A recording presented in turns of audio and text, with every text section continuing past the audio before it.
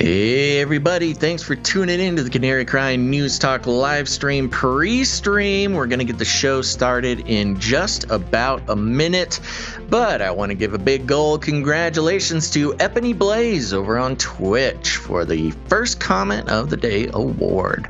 Congratulations, EpanyBlaze. Now, we got a lot of things to talk about. We're going to continue the analysis of Biden's first couple days in office here. Take a look at what he's doing. And then we're going to end with some very important Whack-Gene updates, which if you're a listener to the show or have been listening for at least a little while, oh, you'll just feel so proud to be in the Canary Cry Club. Other than that, I want to again, remind you, you never know what's going to happen here in the future of live streaming for Canary Cry News Talk. So make sure to follow us on multiple outlets, youtube.com/Canary Cry Radio, twitch.com/Canary Cry Radio, and make sure to subscribe to the RSS feed. Okay, everybody, let's get the show going. Stay hydrated, and let's go. The world is getting crazier. People are acting more and more insane. The end of the world is tomorrow. There's only one thing to do when the world is falling apart. Listen to Basil and Gonz as they discuss this week's news and events through the lens of Bible prophecy. You are listening to Canary Cry News Talk.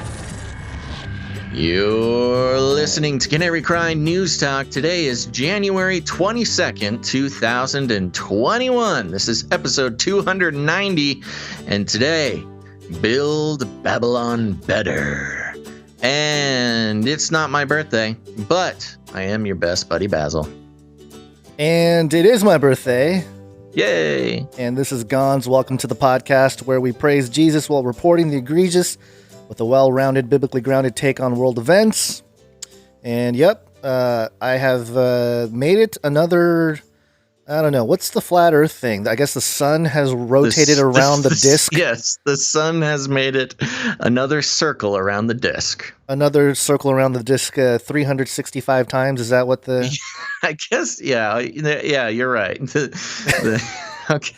Oh, man, it's been so long since I've had to construct the technicalities of flat Earth in my mind live on the air. But there you go. Congratulations, Gonz. You made it. Not only did you make it through 2020 and a global pandemic and a cyber pandemic and a dark winter and a baby. I think we're in a dark winter still, but yeah.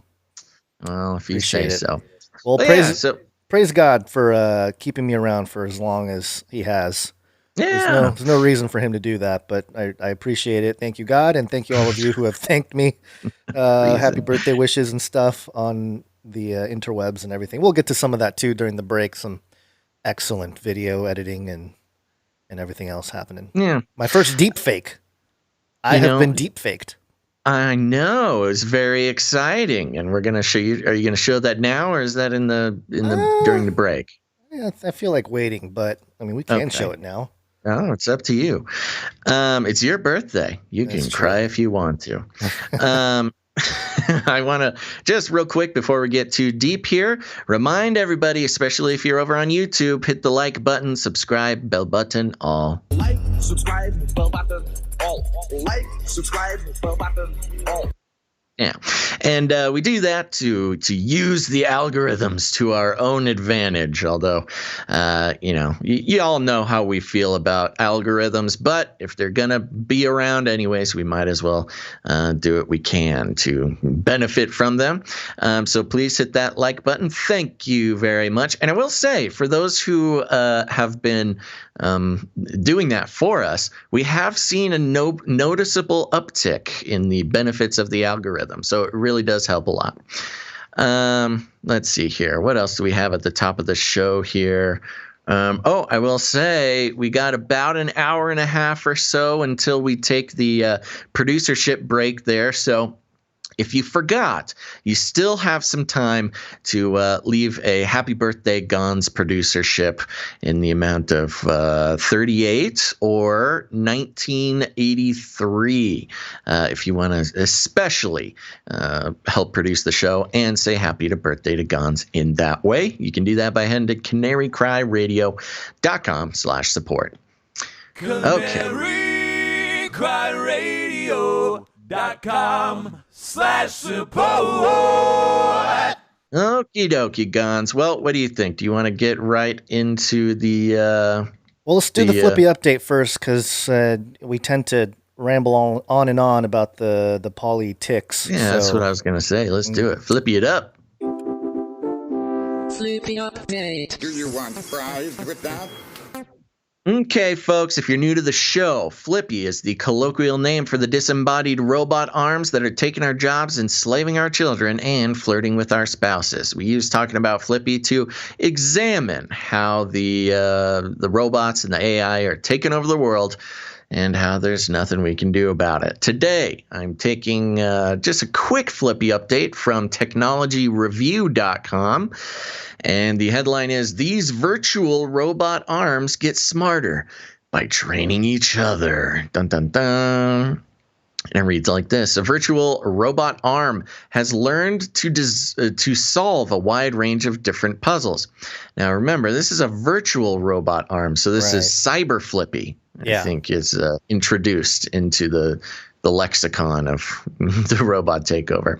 Stacking blocks, setting the table, arranging chess pieces without having to be restrained for each task. It did this by playing against a second robot arm that was trained to give it harder and harder challenges. Self-play. Oh, Flippy, come on. Developed by moving on. Developed by researchers at OpenAI, the identical robot arms Alice and Bob learn by playing a game against each other in a simulation without human input. The robots use reinforcement learning, a technique in which AIs are trained by trial and error what actions to take in different situations to achieve certain goals. The game involves moving objects around on a virtual tabletop by arranging objects in specific ways. Alice tries to set puzzles that are hard for Bob to solve. Bob tries to solve Alice's puzzles. As they learn, Alice sets more complex puzzles, and Bob gets better at solving them. Then there's a bunch of videos there, and we don't really need to go into the whole thing, except the takeaway from this is Flippy is going into his own virtual reality world to train. So you have a confluence of technologies there, which is pretty interesting. And B, the robots don't need us anymore, not even to learn how to do tasks. They're teaching each other. And this is an interesting, for those who have been following the AI and robotics revolution. We've talked about, what are they called? The adversarial networks that was used with AI specifically, that's where artificial intelligence made some leaps and bounds as to its ability to complete tasks and learn. And this is interesting because it's sort of a robotic arm version of adversarial networks, where no longer is human interaction needed or even preferred to increase the viability of these robot arms. And instead, they just play with each other. Yeah, and we didn't actually include this story in the show notes for today, but there's a ScienceDaily.com article that published titled "Designing Customized Brains for Robots. A New System Devises Hardware Architectures to Hasten Robots' Response Time." And I feel like these virtual, tests, if you will, Flippy working within the virtual realm is sort of a blueprint to how fast they want an actual robot, like a physical Flippy, to be doing stuff, because you watch these little clips here and they're moving pretty quickly here. They're slicing, dicing, trying to pick up the bricks and moving much faster than the average robotic arm would. Right. And that's part of the benefit of training them virtually like this. And it also goes, it's an interesting way to think about the robotic, the increasing ability of these robot arms, is that as far as the robot is concerned, you think about the machine learning and the robot mind, there really is no difference between what we would call the real world and virtual reality for the bots. They use the exact same mind to participate in either of the realms, whether it be virtual or meat space. And so they found that this is a much quicker way to train the robots, and actually having them train each other brings up a lot of strategies and situations that, human beings couldn't even think of putting these robots into. So I don't know. It's very interesting, and it's got this weird feel of self-propagation of knowledge and training within this robot virtual space. Yeah, so much of this actually, if you dig in philosophically, speaks to the idea that there is a God, a creator of the world. Because, Right. You go into a virtual space and you can control every aspect. You can control the gravity, the time, Yeah, the all the space. You physics. can get all the physics. And then you realize, wait a minute, we're bound to certain parameters in our physical world. Who set those parameters in place? And Right. therefore, the argument goes that God exists. But anyway, yeah, I There you mean, this go. is but unfortunately, we can't eat virtual hamburgers. I mean, we can try, but it's not gonna really do much. So, it's not really helping the flipping the Oh, you mean actual Flippy? burgers. Yeah. Get Yeah. back in the kitchen, Flippy. Yeah. But the progress is there, and we're gonna keep an eye on it, so long as Flippy it is digital or physical or whatever it is. We're just gonna keep watching because it's coming. It's coming for you. Okay. Yeah. Let's get into some Poli-ticks.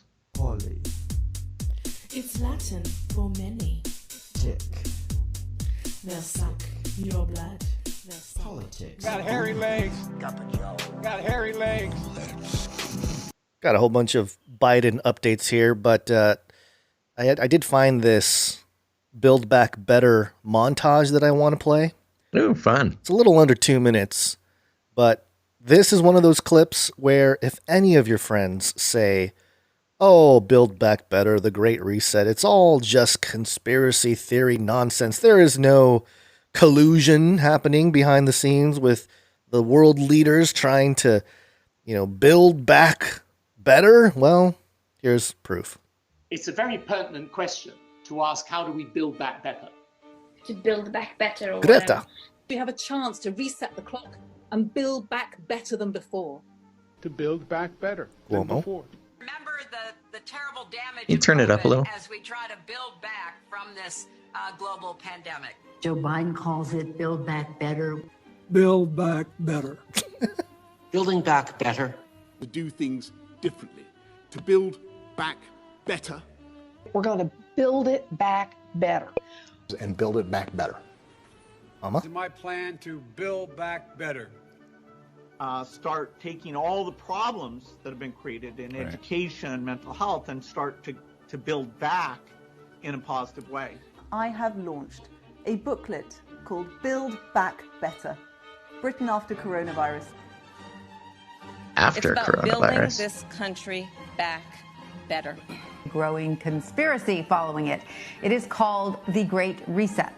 An unprecedented opportunity to rethink and reset the ways in which we live.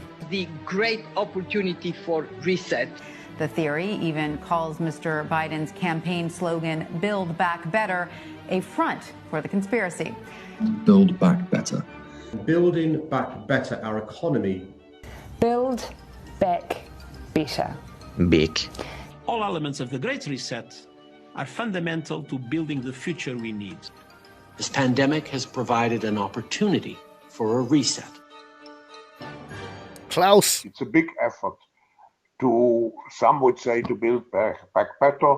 We would say to really have a great reset. Conspiracy. So there you go. There's a bunch of world leaders there, including Hillary and Obama and hairy legs Joe Biden, Kamala. Bill Clinton was the creepiest one. He was like, "Build back better." Yeah. Well, that's fun. That's a fun little super cut. Of course, we see and hear Build Back Better all over the place. And if y'all remember, Biden sort of, or at least Biden's team came out for it being his slogan during the campaign, but was actually around before the Biden campaign in the sort of global community. And so you even had, did this one have Boris saying it? Was he in the supercut? Boris? Maybe. Yeah, because Boris is also famously has been pushing Build Back Better. Boris even has the podium. With build. Build. Wow, great. And if you go back a few episodes of Canary Cry News Talk, I forget which number it was, but we actually had the title of the episode was Build Back Better, but the B's, considering a lowercase b instead of a B was a 6. So 666. Oh my gosh, you've split this wide open. I've cracked it open. Well, just a couple other little things to take a look at. Screenshots were flying around the internet. It was very fun to see screenshots of the inauguration of Joe Biden back on Wednesday there. And from big outlets such as the Wall Street Journal, and they're getting ratioed. They're getting ratioed, Gonz, and by ratioed, if you don't know, the kids say ratioed. I think when you're getting way more dislikes than you are likes. Yeah, and the screenshots that I saw of like a conglomerate of all these, more thumbs down than thumbs up. It was mostly from the White House channel. But I wanted to kind of look around and see if that was the case across the board, and it wasn't.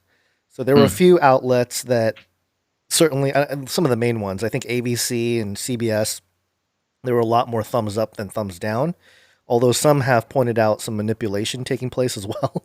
Some Photoshops. No, not just some Photoshops, but YouTube lessening the number of dislikes. Oh, right. Changing the number.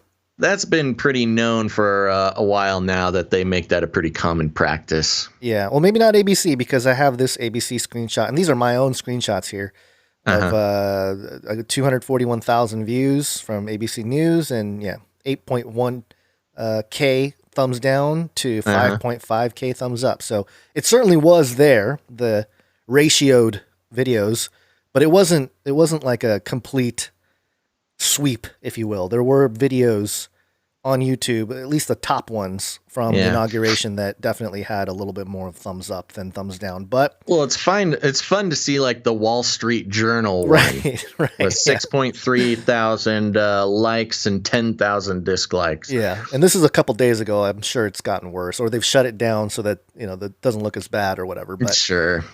Yeah. So the question that I've seen, floating around social media is, how do you get 80 million people to vote for this guy, and what was the number of people that watched it? Like less than 3 million or something? We know that all the dislikes came from, J-Lo's outfit and Lady Gaga's pin and Keith, or what was that guy's name? Garth Brooks? Garth Brooks, yes.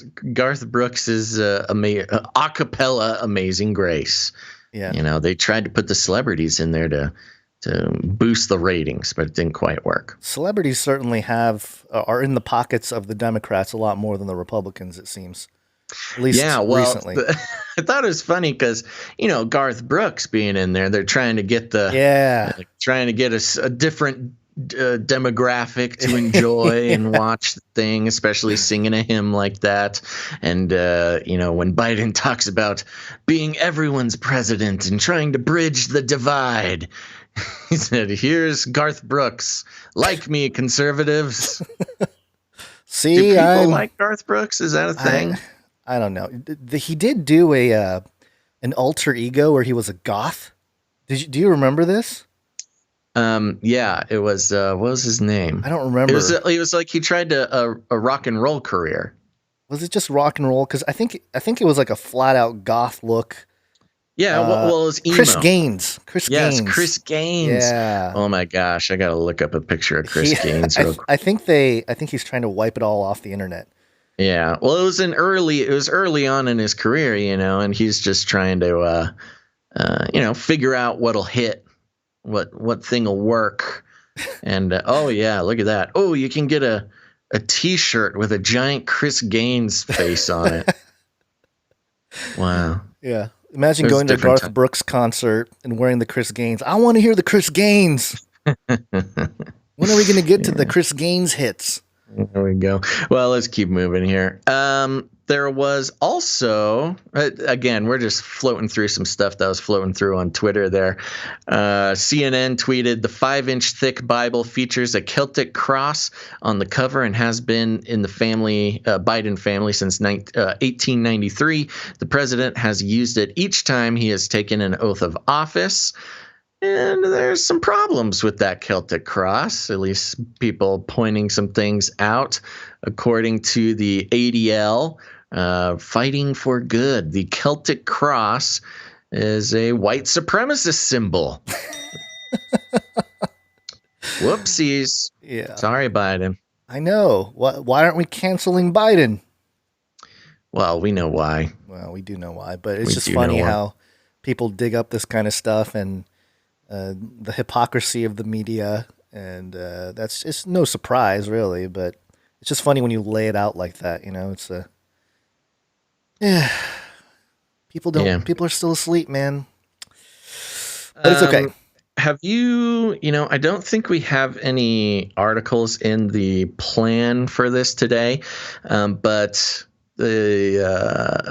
even after the inauguration, there's been a lot of Antifa riots recently. Oh yeah, we didn't talk about that. This? Yeah, I saw the one in Oregon and Washington specifically. I think there were some people saying like, we don't want Biden, we want retribution or something like that. Yeah, this whole thing, and I've been trying to kind of communicate this for a while, where Antifa doesn't, they're an anti-government organization.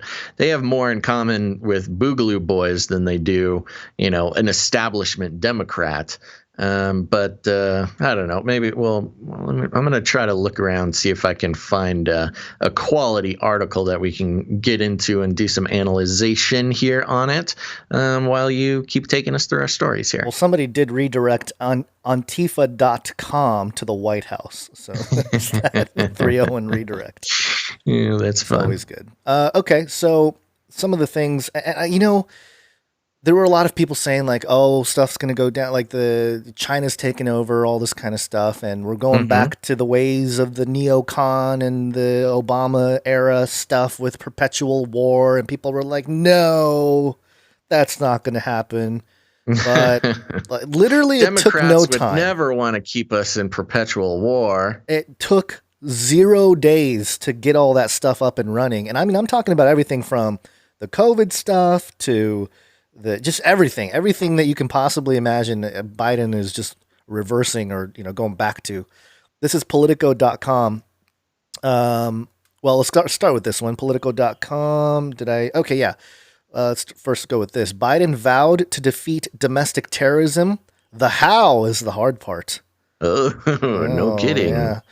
In his inauguration address Wednesday, President Joe Biden declared the, quote, rise of political extremism, white supremacy, domestic terrorism, a looming threat the country must confront and defeat.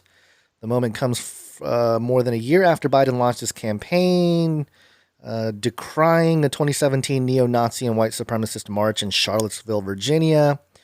We know about all that stuff. Let me get to the part where he talks about how he might actually do this. And it gets to the spot here. Let's see. Quote, the more important element is to stop inciting, encouraging, polarizing, and dividing.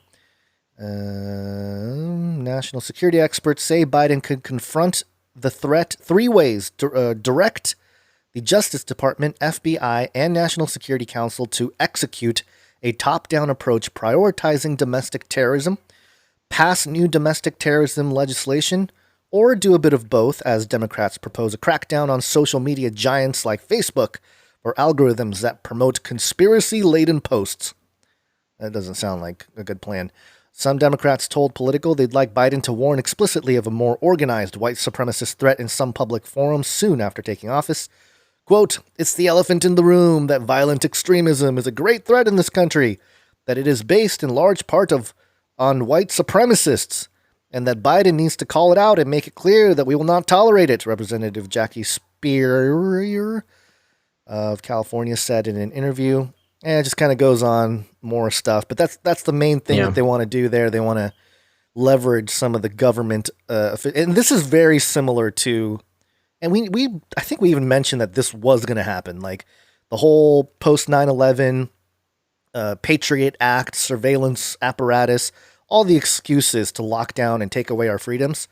Yeah, same exact thing, but this time the boogeyman is white nationalist, domestic terrorist, Christian nationalist. All that stuff, and this is not notice surprising. how they don't mention anti-fascists, because which is funny. They're kind of in a little bit of a rhetorical pickle right there, because they can say, we need to get rid of these white nationalists, and I think when they say domestic terrorists, they'll have to someday clarify that they're putting Antifa in there, because you can't say we're going to hunt down these anti-fascists. Yeah. Because that's what a fascist would say. Right. I do have a quick one here from heavy.com. Inauguration Day, anti-fascists burn flags and vandalize in Portland, Seattle, and Denver. Anti-fascist and other far-left groups rioted in multiple American cities on Inauguration Day 2021. In Portland, Oregon, Antifa marchers vandalized the Democratic Party offices, according to police and videographers who were at the scene. Some of the protesters made statements against President Joe Biden, who was sworn into office on January 20th. Anti-fascist protesters in Seattle also vandalized businesses and burned flags, while protesters in Denver burned flags, and a march on Sacramento had few issues, according to reports.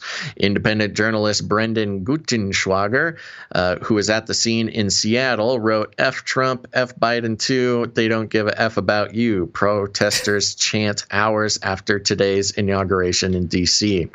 Quote, "No more cops, no more Proud Boys, no more presidents," read literature for a January 20th demonstration organized by Antifa Sacramento. In some cities, peaceful protests also occurred, sometimes in the same communities, even as others resorted to vandalism, assault, and other criminal behavior. According to Reuters, Portland police arrested 8 people on suspicion of offenses including rioting and reckless burning. The Seattle police arrested 2 people, one for the assault and another for property damage. Here's what we need to know. And then kind of just details more of the specific things, lighting flags on fire, dumpster fires, that kind of stuff. So what do they want to do? Well, you haven't heard anything from the Biden administration against these anti-fascists. It's very interesting. Even while they are crying for no presidents and F Biden, these types of things. It's very interesting. Well, what exactly do they want? Are they just pure anarchist idealists where no presidents, meaning, hey, we just want to rule ourselves to the degree of what are they looking for? Well, I mean, if you want to get into the structure of anarchist thought, there's a lot of different versions of it, spanning from anarcho-capitalism, which is more of a libertarian idea, to anarcho-syndicalism, which is kind of on the other side, which basically means just going back to smaller tribes, for lack of a better word, that sort of rule themselves. Instead of, it's basically wanting to decentralize the government as much as possible, all the way to full anarchy, which is just, we'll all get along and peaceful and work for each other for free, and we don't need anybody telling us what to do. Hey, don't tell me what to do.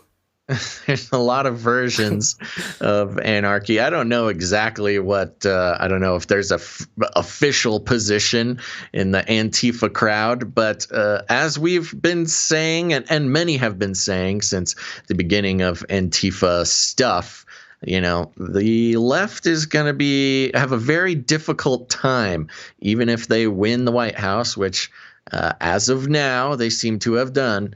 They were able to use that attention and fervor to help their own campaign, but now they're actually going to have to deal with the problem, no matter how much they seem to avoid it from public press releases and things. Yeah, well, we'll see how this all plays out. I suspect that this is just the underbelly of the New World Order system trying to continue. They want to have their cake and eat it too, and that they wanted the presidency seat back, in which they, as of now, they've pulled off. But at the same time, they want to continue the chaos, and because the people that aren't gonna see this stuff, they're not gonna pay attention to it, and they're gonna just, they'll just keep going. But it's again, I don't know. This type of thing just seems like a totally controlled opposition. Oh yeah, totally. Asian provocateur. There's no reason. I don't think there's that many Americans that are out there saying like, "Hey, man, it's just kids. Let me do what I want to do. Don't tell me what to do. Yeah, you can do whatever you want. Hey, I want to do whatever I want. Yeah, that's what we said. Yeah, but you're telling me what to do. It's just a never-ending." Logical like fallacy. A true old man. Am I starting to sound grumpy? Or no, that's okay. And this one was, of course, the other part of it, the foreign stuff here. This is JerusalemPost.com. Baghdad bombing could be the Biden admin's first challenge. How convenient that there's a Baghdad bombing, like the day basically Biden got inaugurated. Right. A twin suicide bombing in Baghdad's Tahrir Square, packed with people shopping, left 24 dead on Thursday afternoon in the most deadly attack in more than 18 months. Local reports said, calling past years when suicide bombings like this were routine in Iraq. Islamic State perpetrated many attacks, and while it is not known if this was an ISIS attack, it has its hallmarks. And we got to bring back the ISIS boogeyman too. The whole Obama era. After Trump ISIL defeated ISIS in a year. Now that Biden's back, it's just all of a sudden they're just back. Yeah, right. No problem. The bombing 4 kilometers from the U.S. Embassy compound occurred in an area which has witnessed several mass protests over the last year and a half.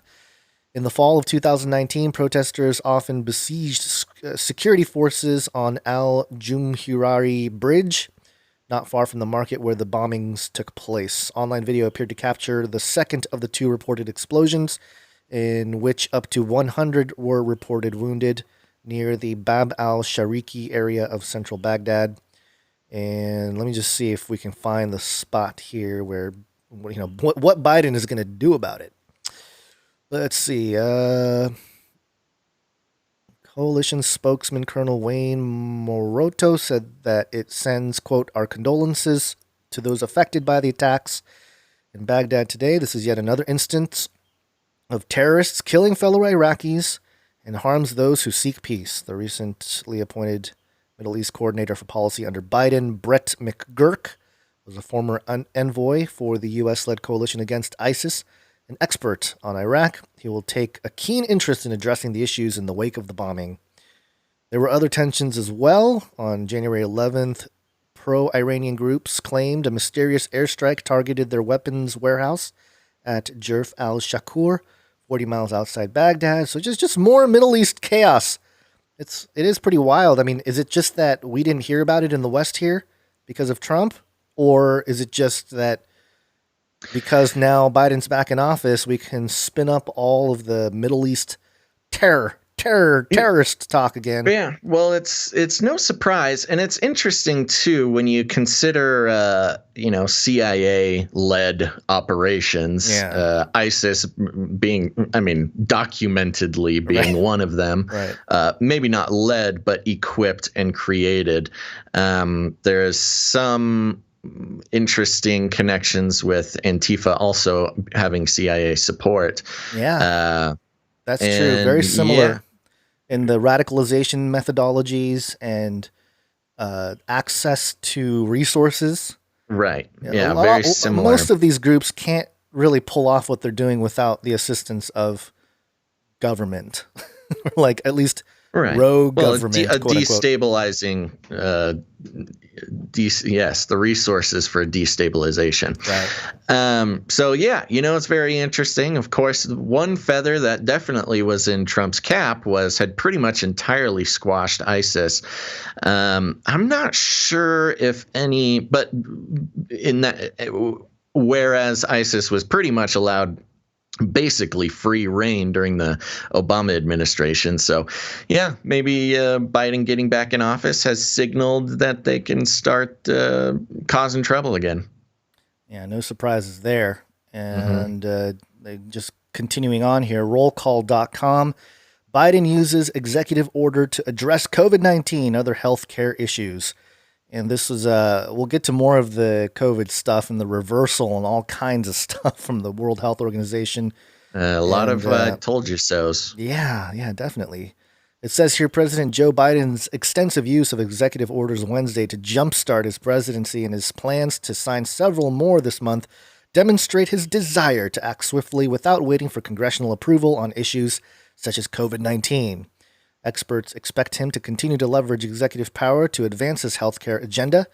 The early wave of executive actions suggests he'll try to quickly reverse current policies from the Trump administration and outline his own priorities as the United States approaches the grim milestone projected as soon as next month, 500,000 COVID-19 deaths. Oh my gosh. I think he did the mask. More people continue to die of COVID, even with Biden in the presidency. Imagine that. I don't know that this article really, he did sign the mask order, the 100-day mask challenge or whatever, and then the whole Biden family was seen taking photo op pictures walking around. On federal property. Property. So Biden can't actually require mandatory maskings that's why it's a challenge. States. He can only, that's why he made it a TikTok challenge. He can only mandate mask wearing on federal property. And then, of course, after he did that, he was seen on federal property in many different places not wearing a mask. Have you seen the new press secretary try to answer the questions about that? I have not actually watched a video of it. No. Okay, I think I have. Maybe if I can pull it up here, because I did see it. And, man, talk about politics. She just kind of wiggled around, did not answer the question. It was a pretty direct question. I heard there was some frustration. Oh, yeah. Yeah. It was a legit question, It was more of a straight up like, hey, how come Biden was seen not wearing a mask? And her answer was very, clip? I'm trying to find it real quick here. Because it was a good clip to share. I guess I should have been a little bit more prepared about it, but maybe this is it here. Yeah, I think this might be it. This is only 12 seconds. We'll see if this summarizes it. It could be off here. Let's give it a try. The question is, President Biden did not wear a mask on federal land after signing an executive order mandating it because he was celebrating, according to the White House press secretary. She also referred to Peter Doocy as Steve, his father's name, twice. Okay, all right. This is her. Go ahead. Why weren't President Biden and all members of the Biden family masked at all times on federal lands last night if he signed an executive order that mandates masks on federal lands? She looks so irritated. Go ahead. Oh, it doesn't give the answer. Dumb. That doesn't help. That clip doesn't help because it doesn't show her answering the question. But that was the question, which I thought was a good question. Yeah, well, that's been the question. Is the press pool going to be as hard on the Biden press secretary as they were? If he signed. Oops, sorry. Go ahead. On the Trump press secretaries, of which there were many, and people are not expecting that to be the case. But I have a feeling at the beginning here, they're at least going to try to ask the hard questions to prove that they can be objective.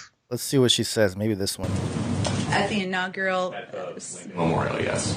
I think, Steve, he was celebrating an evening of a historic day in our country, and certainly he signed the mask mandate because it's a way to send a message to the American public about the importance of wearing masks, how it can save tens of thousands of lives. We take a number of COVID precautions, as you know, here in terms of testing, social distancing, mask wearing ourselves, as we do every single day. But I don't know that I have more for you on it than that.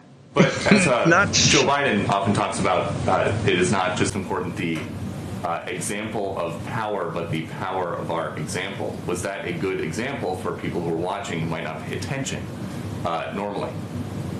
Well, Steve, I think the power of his example is also the message he sends by signing 25 executive orders, including almost half of them related to COVID. The requirements that we're all under every single day here to ensure we're sending that message to the public. Yesterday was a historic moment in our history. He was inaugurated as President of the United States. He was surrounded by his family. We take a number of precautions, but I think we have bigger issues to worry about at this moment. Talk about that's like Neo dodging bullets, you know? Yeah, just bending back those bullets coming through. First of all, her answer was do as he says, not as he does. Exactly. And also, he was celebrating. Yeah. He wasn't wearing a mask because he was celebrating. Stop asking these questions, Steve, which is not his name. Yeah, which is not his name. Very bizarre thing here. Steve, please don't call me Steve. That's literally my dad's name. I saw other clips from Jen. I think her name is Saki. I don't know how to pronounce this. I don't know. We'll learn. Psaki. We have listeners. We have producers who always get mad at us for mispronouncing things, but she has a lot of, and we do that. You and I do it too. We do the ums, and I know it can get annoying. But coming from the press secretary, it sometimes is difficult to sit through. But in any case, that's just my own personal criticism. Apart from, you have a clip, or you're just saying? Just in general, if you listen to some of her clips. Yeah, well, she's new. That was her first or second time doing it. You know, the fun thing that'll be great for this show is that they made a big deal about how the Biden administration is going to continue the weekday briefings every day, which they had to stop doing with Trump because it was just short of throwing pool of tomatoes at the stage, basically. Right. Yeah. Nothing good was happening. So yeah, that'll be good. We should have clips every day of the week from this woman. Jen Psaki. I got something here going on the first day of Biden's presidency here. This is coming from the Epoch Times, and we knew this was coming, and so it has. Articles of impeachment filed against Biden by GOP Rep Marjorie Taylor Greene. The Q lady, right? Yes, this is the Q lady who got elected to Senate recently. Newly elected Representative Marjorie Taylor Greene, Republican from Georgia, on January 21st announced she has introduced articles of impeachment against the president, Joe Biden. The articles of impeachment concern Biden's alleged actions involving a quid pro quo deal in Ukraine and alleged abuse of power, quote, by allowing his son, Hunter Biden, to siphon off cash from America's greatest enemies, Russia and China. Greene's office announced in a statement just a day after Biden was sworn in as the 46th U.S. president. The move comes less than a month into Greene's first term in Congress.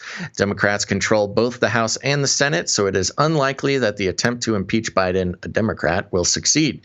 Quote, President Joe Biden is unfit to hold the office of the presidency, Greene said in a statement. Quote continues, his pattern of abuse of power as President Obama's vice president is lengthy and disturbing. President Biden has demonstrated that he will do whatever it takes to bail out his son Hunter and line his family's pockets with cash from corrupt foreign energy companies. She added, quote, President Biden is even on tape admitting to a quid pro quo with the Ukrainian government, threatening to withhold $1 billion in foreign aid if they did not do his bidding. President Biden residing in the White House is a threat to national security, and he must be immediately impeached. The White House didn't immediately respond to a request for comment from the Epoch Times. No kidding.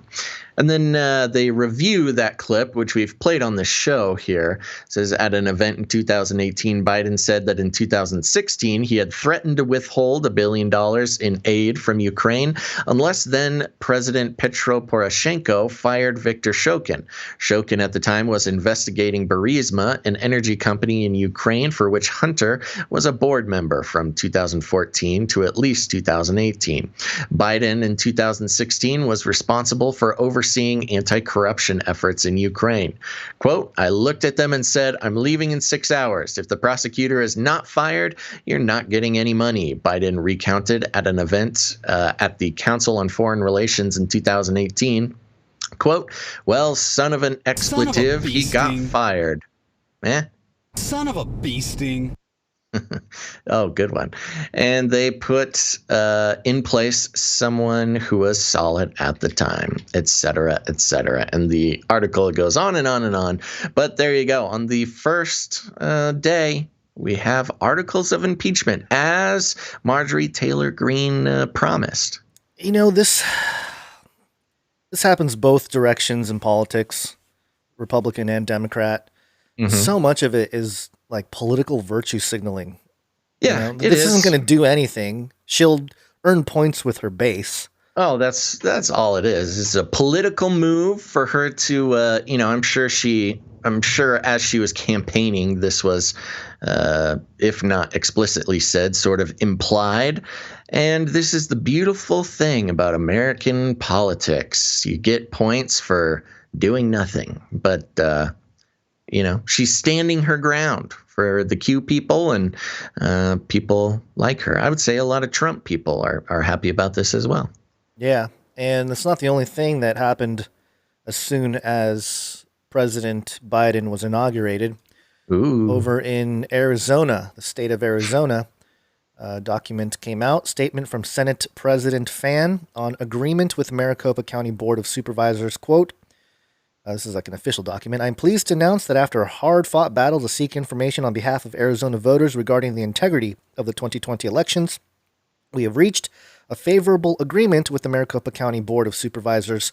Not only has the board agreed to turn over all the relevant information we sought in our subpoenas so that we may perform an audit, but they also acknowledged that the legislature is a sovereign power of the state and that the county is a political subdivision, and as such, the legislature has the constitutional and statutory authority to issue subpoenas.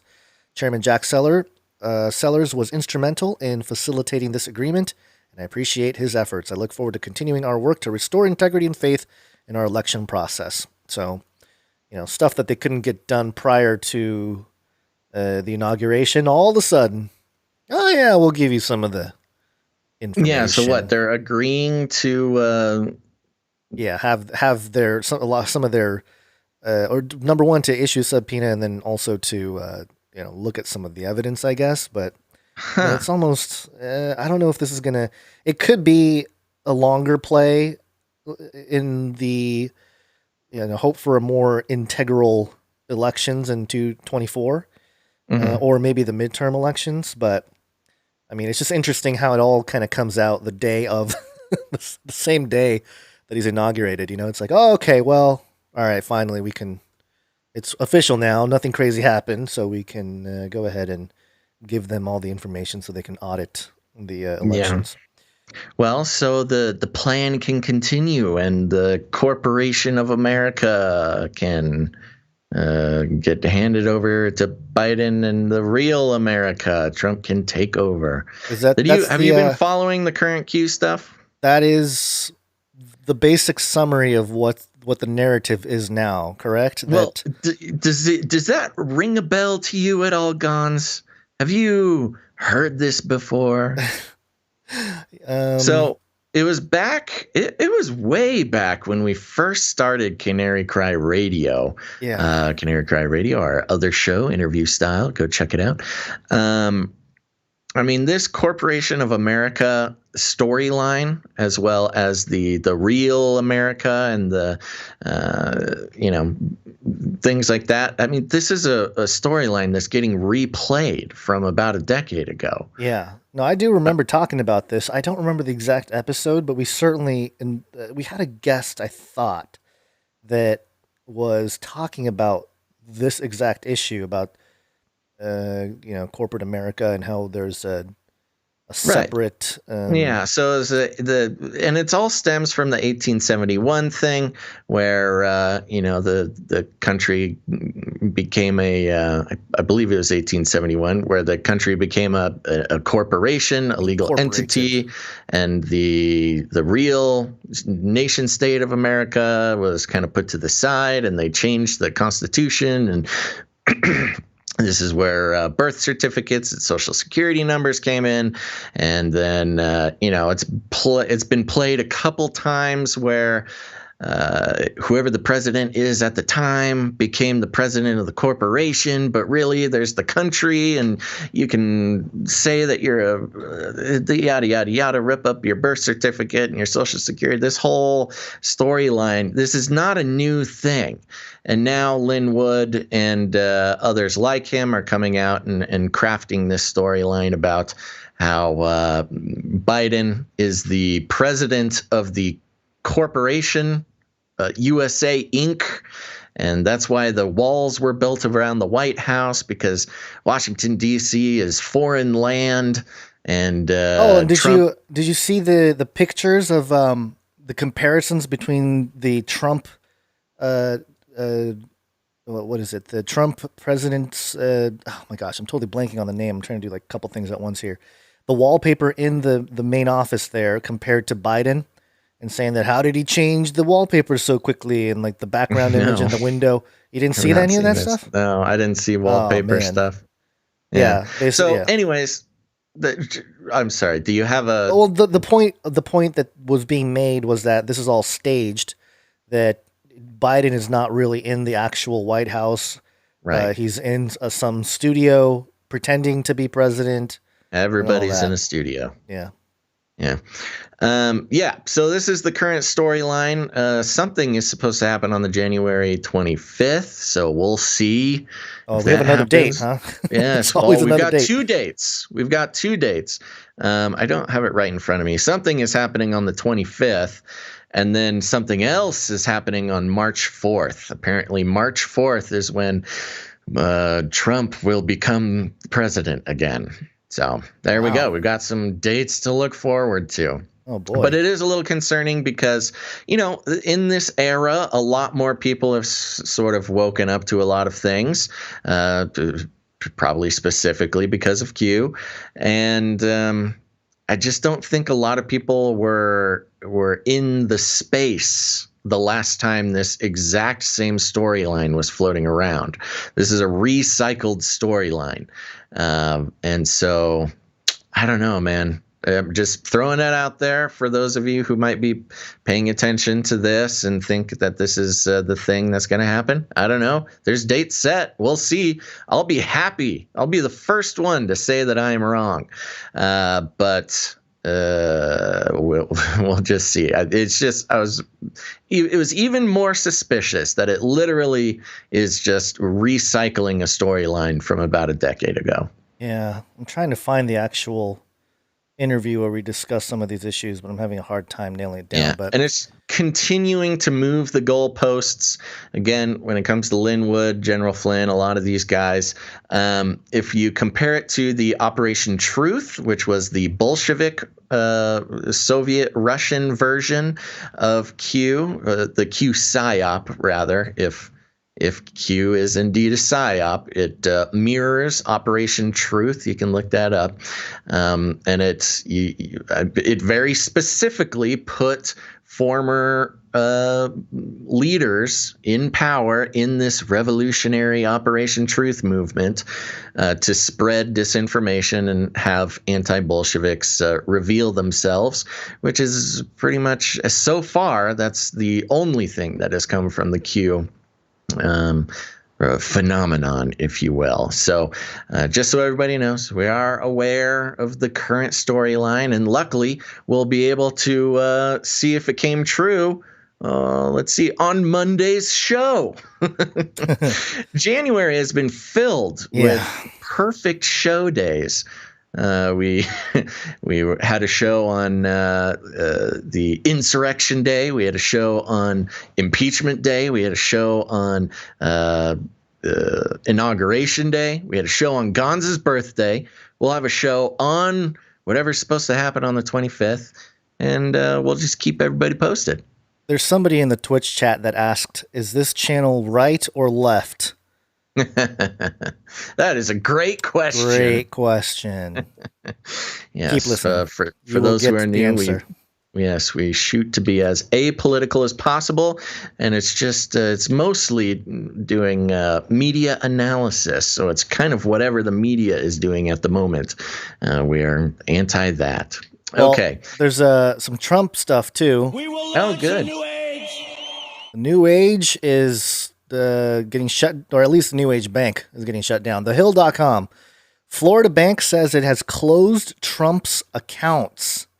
Oh, this is pretty crazy, man. Oh, what accounts? A Florida bank announced Thursday that it has closed down former President Trump's account, joining a growing list of entities that have cut ties with the former president following the deadly January 6th Capitol riot. Man, they just really use that as an excuse for everything. In his financial disclosures, Trump had stated he had 2 money market accounts with Banks United, the Washington Post reports. The accounts held somewhere between $5.1 and $25.2 million. Oh, that's quite a spread. Big range.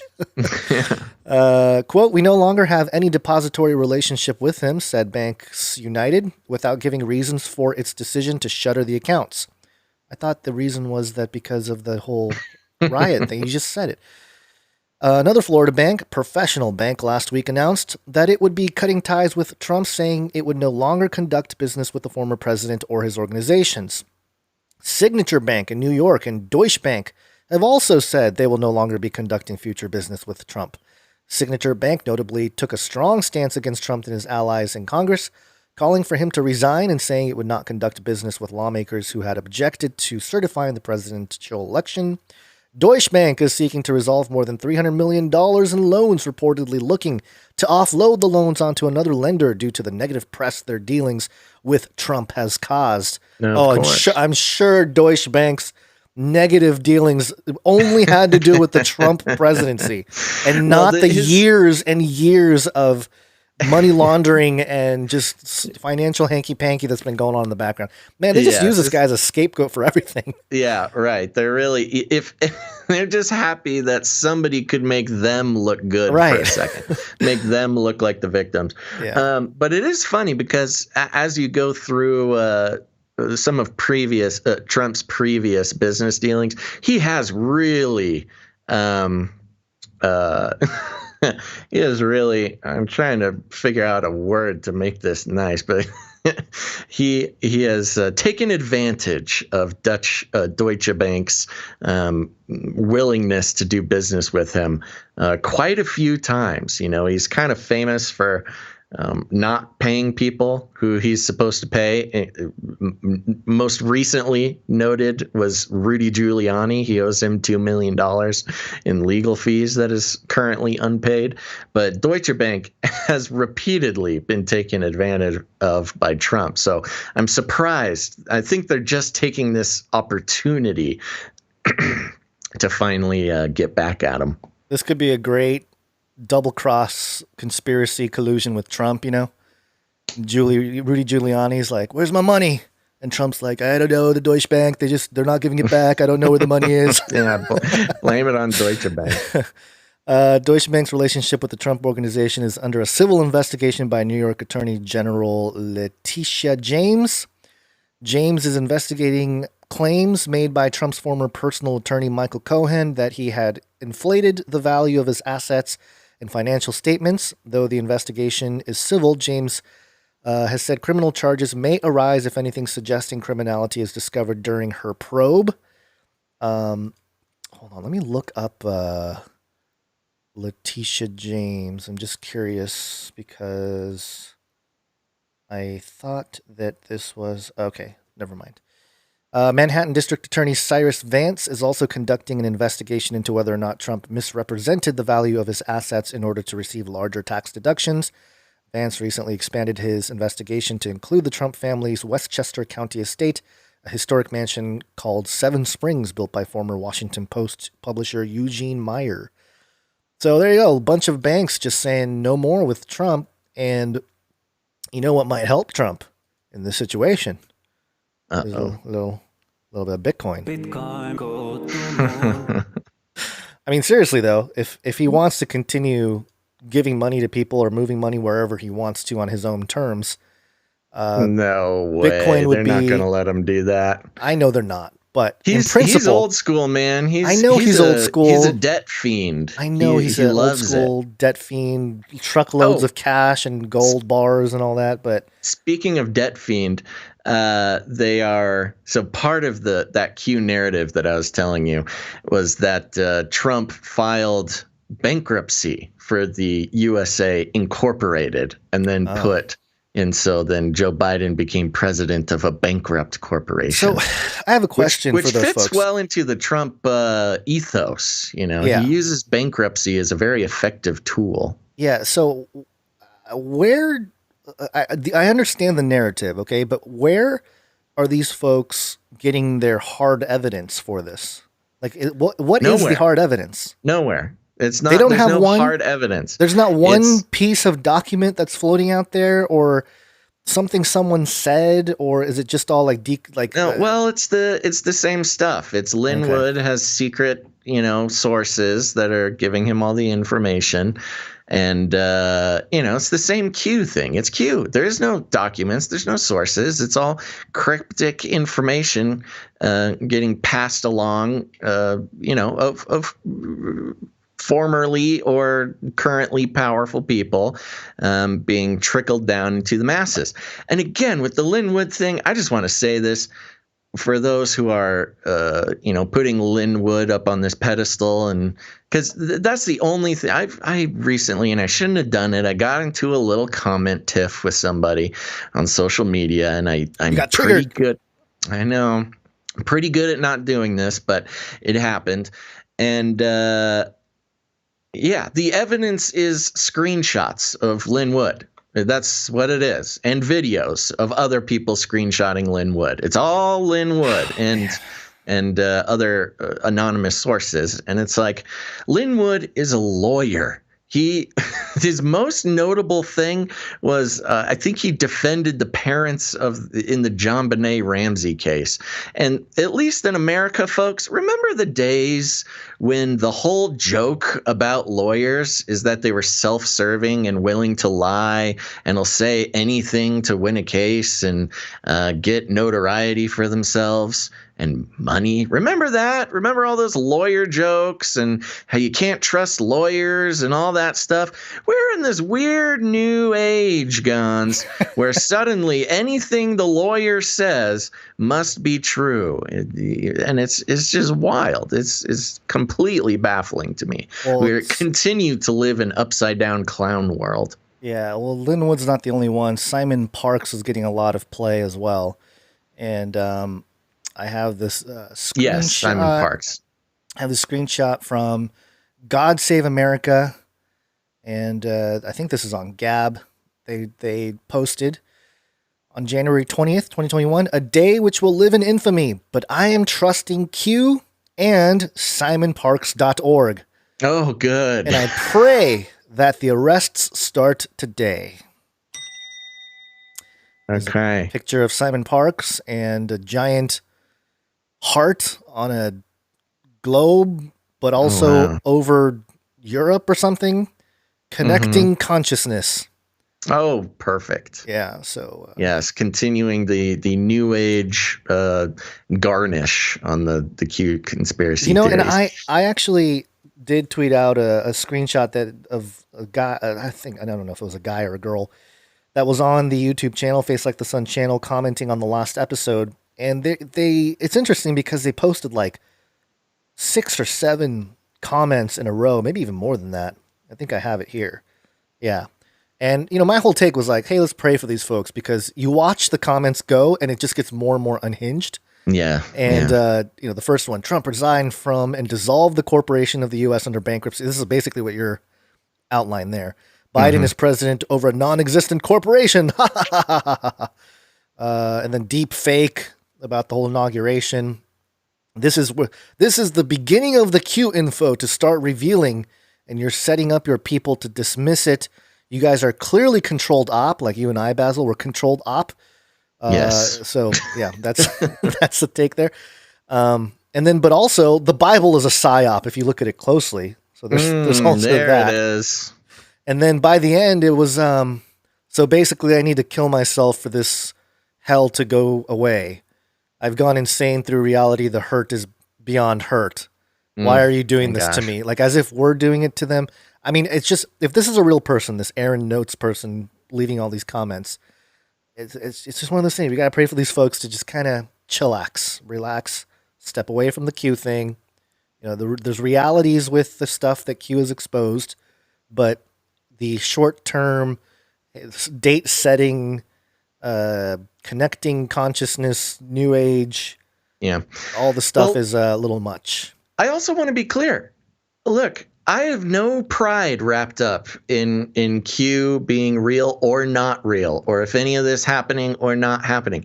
If suddenly all the Q stuff comes true and all this stuff happens, I will be the first to admit that I was wrong. I am happy to say that I was wrong. It will be so entertaining. It'll be great for the show. It'll be a lot of great material if all this stuff goes down.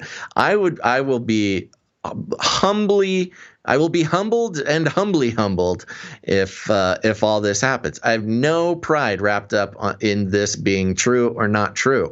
I'm just being honest. I mean, it's the current storyline is a recycled storyline. We've been doing this work for a long time, Gonz, and we finally hit this point in the conspiracy cycle where this is coming back around. And maybe it is. Maybe it's sort of history repeating itself. I don't know. I don't think so. But yes, if all this goes down, man, Q people, come listen to the show so you can hear me apologize.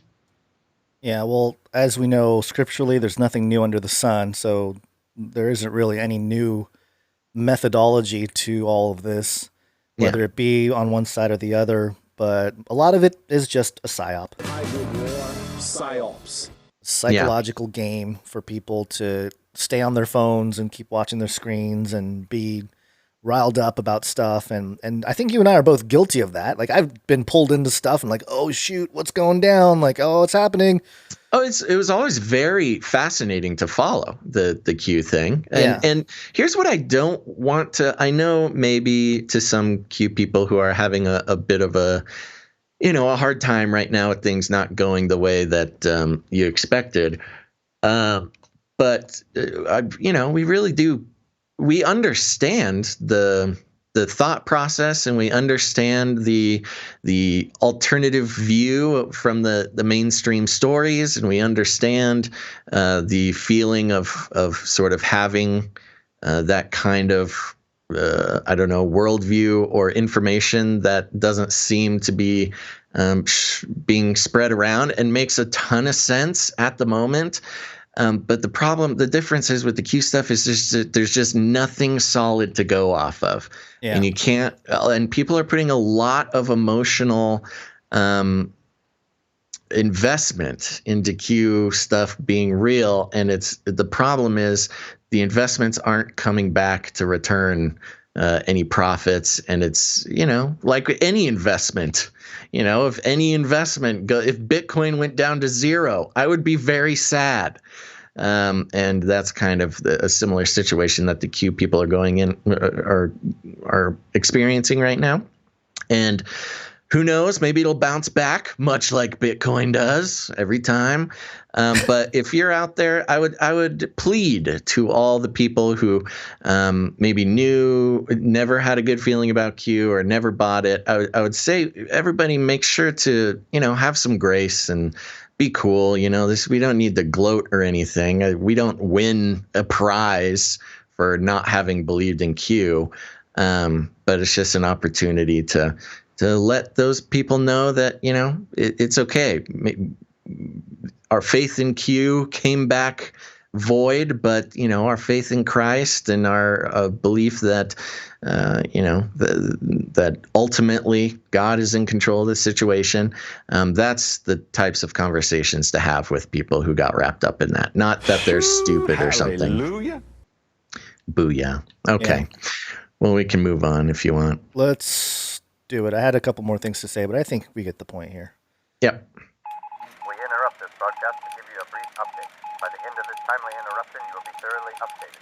666. Lots of 666 updates here. This is freepressjournal.in in India. Maharashtra.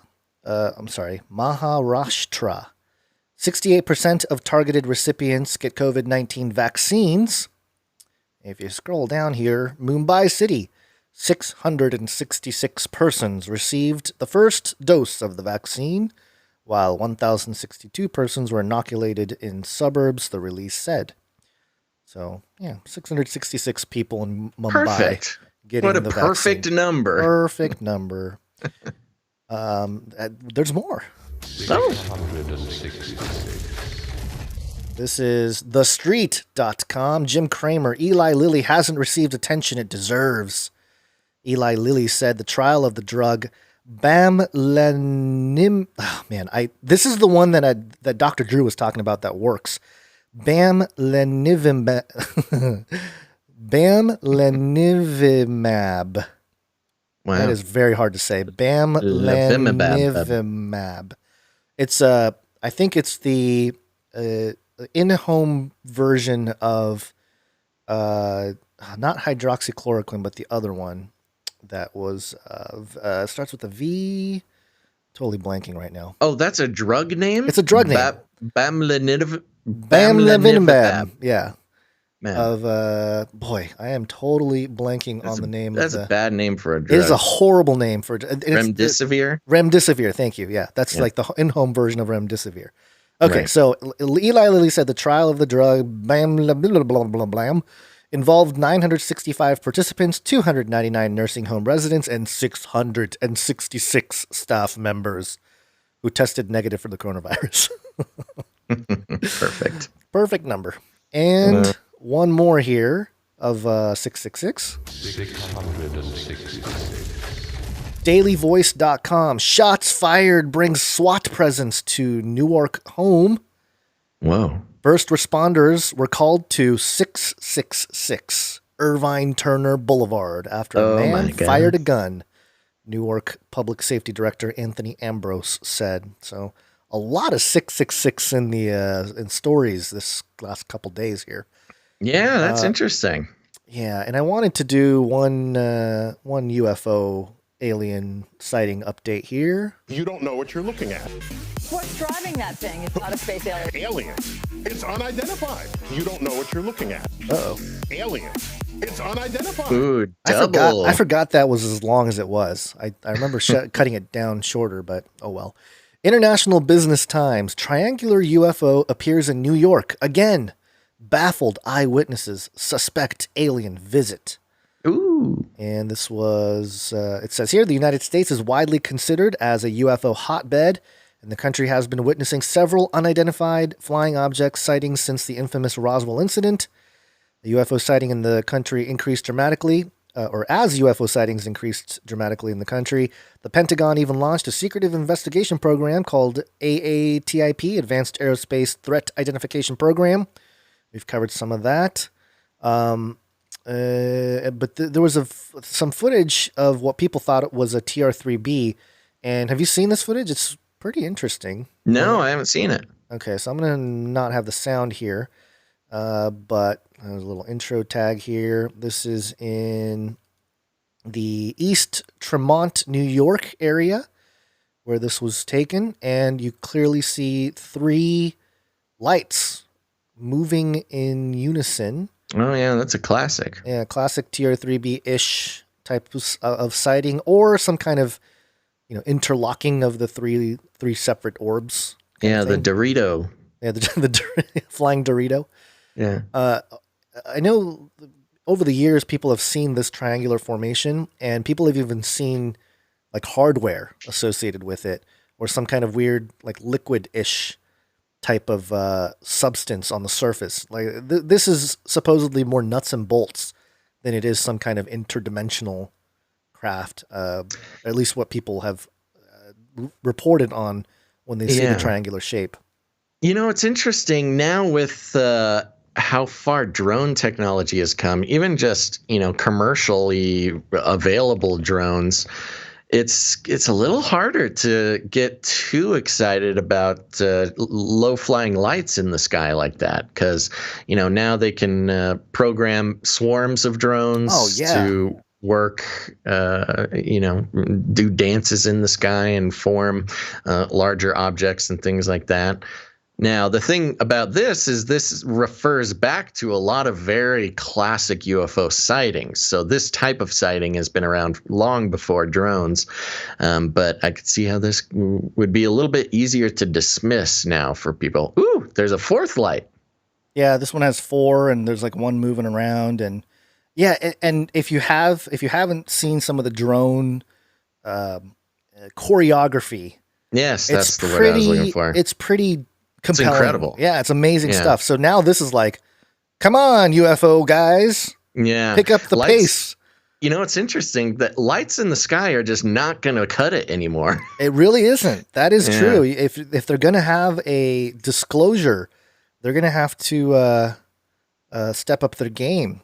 Maybe some laser beams or something. And even then, unless it's blowing up a building or something, it's not going to get anyone's attention.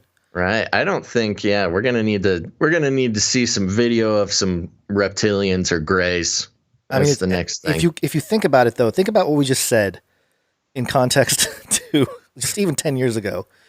We're at this point now where lights in the sky are like, could be drones. I mean, they have desensitized us to the point where we literally need, like Soros to blah, blah, blah, turn into like a reptilian and be like, we were here all along, blah, blah, blah, for us to be like, oh, it's true. Of which, maybe I actually had somebody send me something. Let me see. One of my buddies, and maybe we can do a quick Google search. I meant to search for it before the show. Ex-Canadian defense minister corroborated that aliens are here. 80 some odd species, and some look just like humans, just taller and more blonde. Is that something that rings a bell? Is that new or is that old? I don't think it's new, but did you find it? I did find it.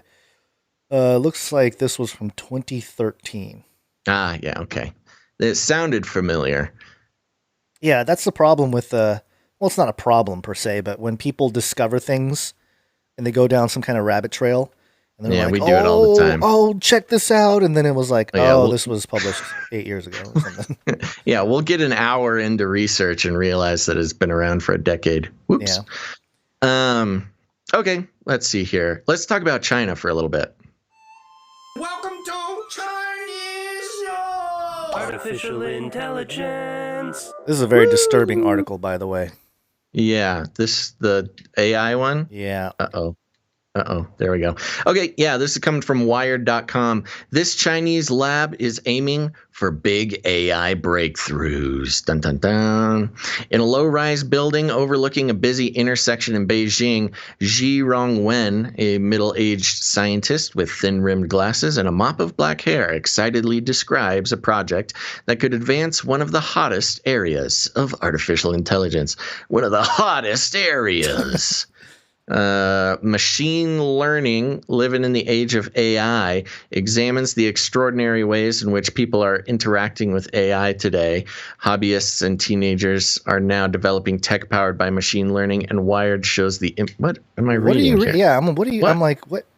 This headline, where is it? It's gone. The article is gone. I don't know. The AI didn't like you reading it. I have it here. No. Do you have it? Yeah, I'll read it until you find it. So it says here. The whole article is gone. What has happened? Wen, the W-E-N-G, wrong Wen, leads a team at the Beijing Academy of Artificial Intelligence, BAAI, B-A-A-I, a government-sponsored research lab that's testing a powerful new language algorithm, something similar to GPT-3, a program revealed in June by researchers at OpenAI that digests large amounts of text and can generate remarkably coherent, free-flowing language. Like Q, maybe? This is a big project, Wen says, with a big grin. That doesn't sound like a villain at all. It takes a lot of computing infrastructure and money. Wen, a professor at Renmin University in Beijing, recruited to work part-time at BAAI, hopes to create an algorithm that is even cleverer than the GPT-3. He plans to combine machine learning with databases of facts and to feed the algorithm images and videos as well as text in hopes of creating a richer understanding of the physical world. That the words cat and fur don't just often appear in the same sentence, but are associated with one another visually. Other top AI labs, including OpenAI, are doing similar work. One thing that drew Wen to BAAI is its impressive computational resources. Quote, the BAAI has received stellar support from the government and has strong data and computing power, he says. Language Model is one of many BAAI projects aimed at fundamental advances in AI, reflecting a new era for Chinese technology. Despite considerable hype and hand-wringing over China's technological ascent, the country has so far primarily excelled at taking innovations from elsewhere and deploying them in new ways, like stealing all the knowledge from America and applying it to their own government and totalitarian system. This is particularly evident in AI, an area Chinese leaders consider crucial in their aspirations of becoming a true superpower. Some breakthroughs at BAAI could benefit the government directly. Wen says his language system could serve as an intelligent assistant to help citizens perform civic tasks online, like obtaining a visa, a driver's license, or a business permit. Instead of spending days filling out paperwork and waiting in line, as is the norm, a clever helper could guide citizens through the red tape. Zhang Liang Liu, project lead for the effort and previously an engineer at Baidu, China's top web search company, says his team has built a prototype for Beijing's Department of Motor Vehicles. Quote, it is a really tough challenge, he says.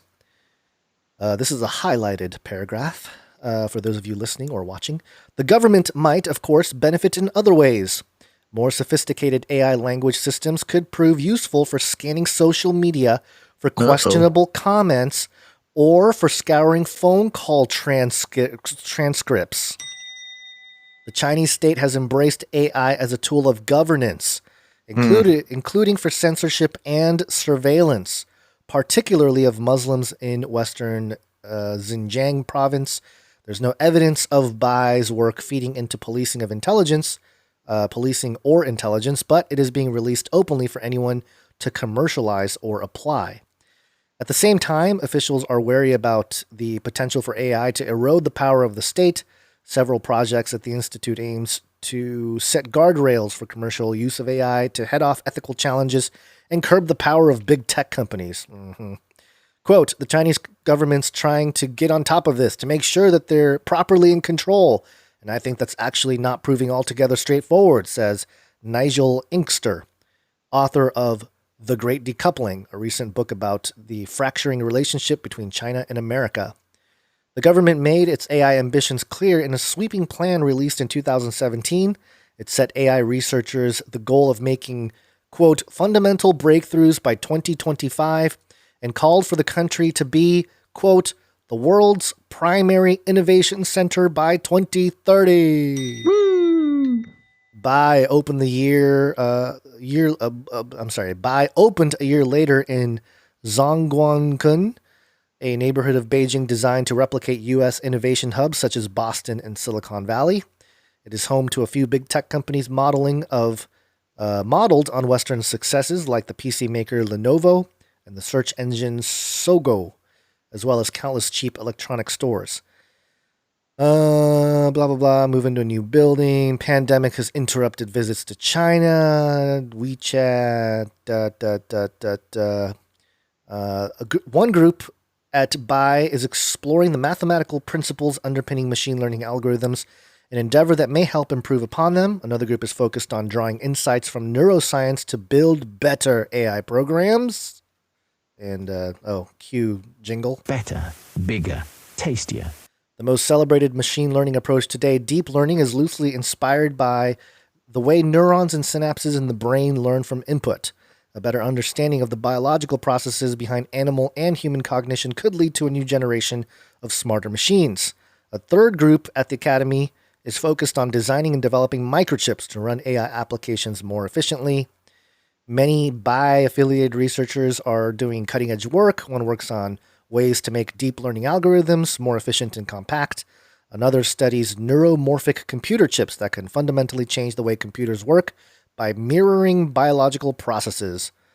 And we've been talking about that stuff for years and years and years. Taejung Hwang, director of Bai, speaks carefully after a long pause to collect and translate his thoughts. He says the center is modeled in Western institutions that bring together different disciplines to advance AI. Despite difficult U.S.-China relations, he says, it is crucial for the Academy to build ties with such institutions. It has sent researchers to visit Mila in Canada and the Turing Institute in the UK, two of the world's top centers of AI expertise. AI scientists from U.S. institutions, including Princeton and UC Berkeley, serve on the Academy's advisory committee. The Chinese government is not alone in investing in AI. The U.S. Defense Advanced Research Project Agency, DARPA, backs research with potential military uses, yet many in the West are wary of how the Chinese state could use technology to further its interests and values, for example, tying digital technologies to the Belt and Road Initiative, which builds economic and infrastructure links to neighboring countries. With clear ties to the Chinese government, it isn't hard to see a broader agenda in Bai's work.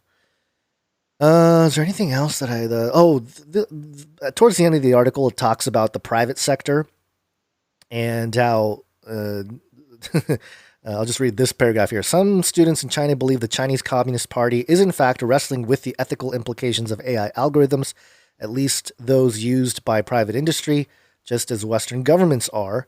But later on, the Chinese government is preparing a major new privacy law that will limit what data companies can collect and use, but also reinforces the state's access to data for law enforcement and surveillance. So, I mean, China, it's already a surveillance state in China, like a pretty bad one, probably the worst in the world. Sure. And they're just like, yeah, we're up in our game. And just really, really pushing for the next level of this like Borg hive mind they're trying to create. And so I found this whole article fairly disturbing in all of its implications with the advancement of what they're trying to do, what they're saying they're going to do, and the private sector being like, hey, are you sure about this? We're going to be so awesome if we can do all this. And the government stepping in and being like, right. Government's still in control here. Don't get too carried away there, private companies that are under our thumb. So, that's the thing with China. We talk about the CCP and stuff and the troublesome concept of the communist regime there and how they've leveraged technology to spy on their citizens and how it's very much like America, but it's not it's more in the open. They're like open about it. They're like, yeah, we're doing that. And if you don't comply, then, to jail you go or to concentration camps you go. In America, it's less obvious.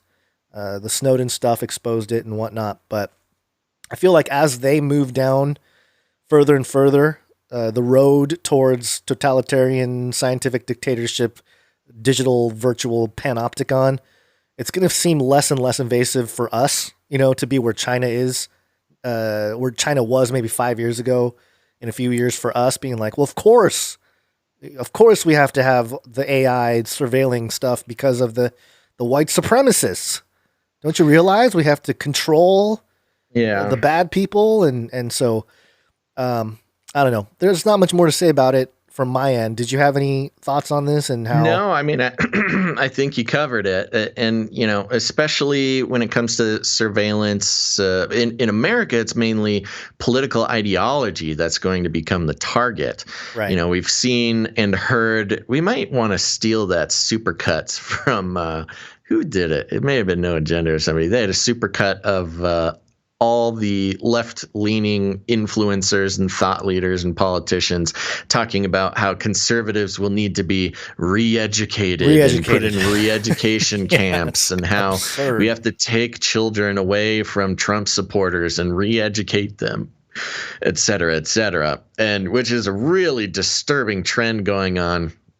Along with, of course, a lot of other really disturbing trends, and we'll see how that turns out. But yeah, no, that would be how it would materialize in the United States, as it's already materializing. Of course, in the United States. Like, that's not even new. This basically is happening. It's just a matter of, the steps after that. Where in China, it literally sends people to concentration camps or re-education camps.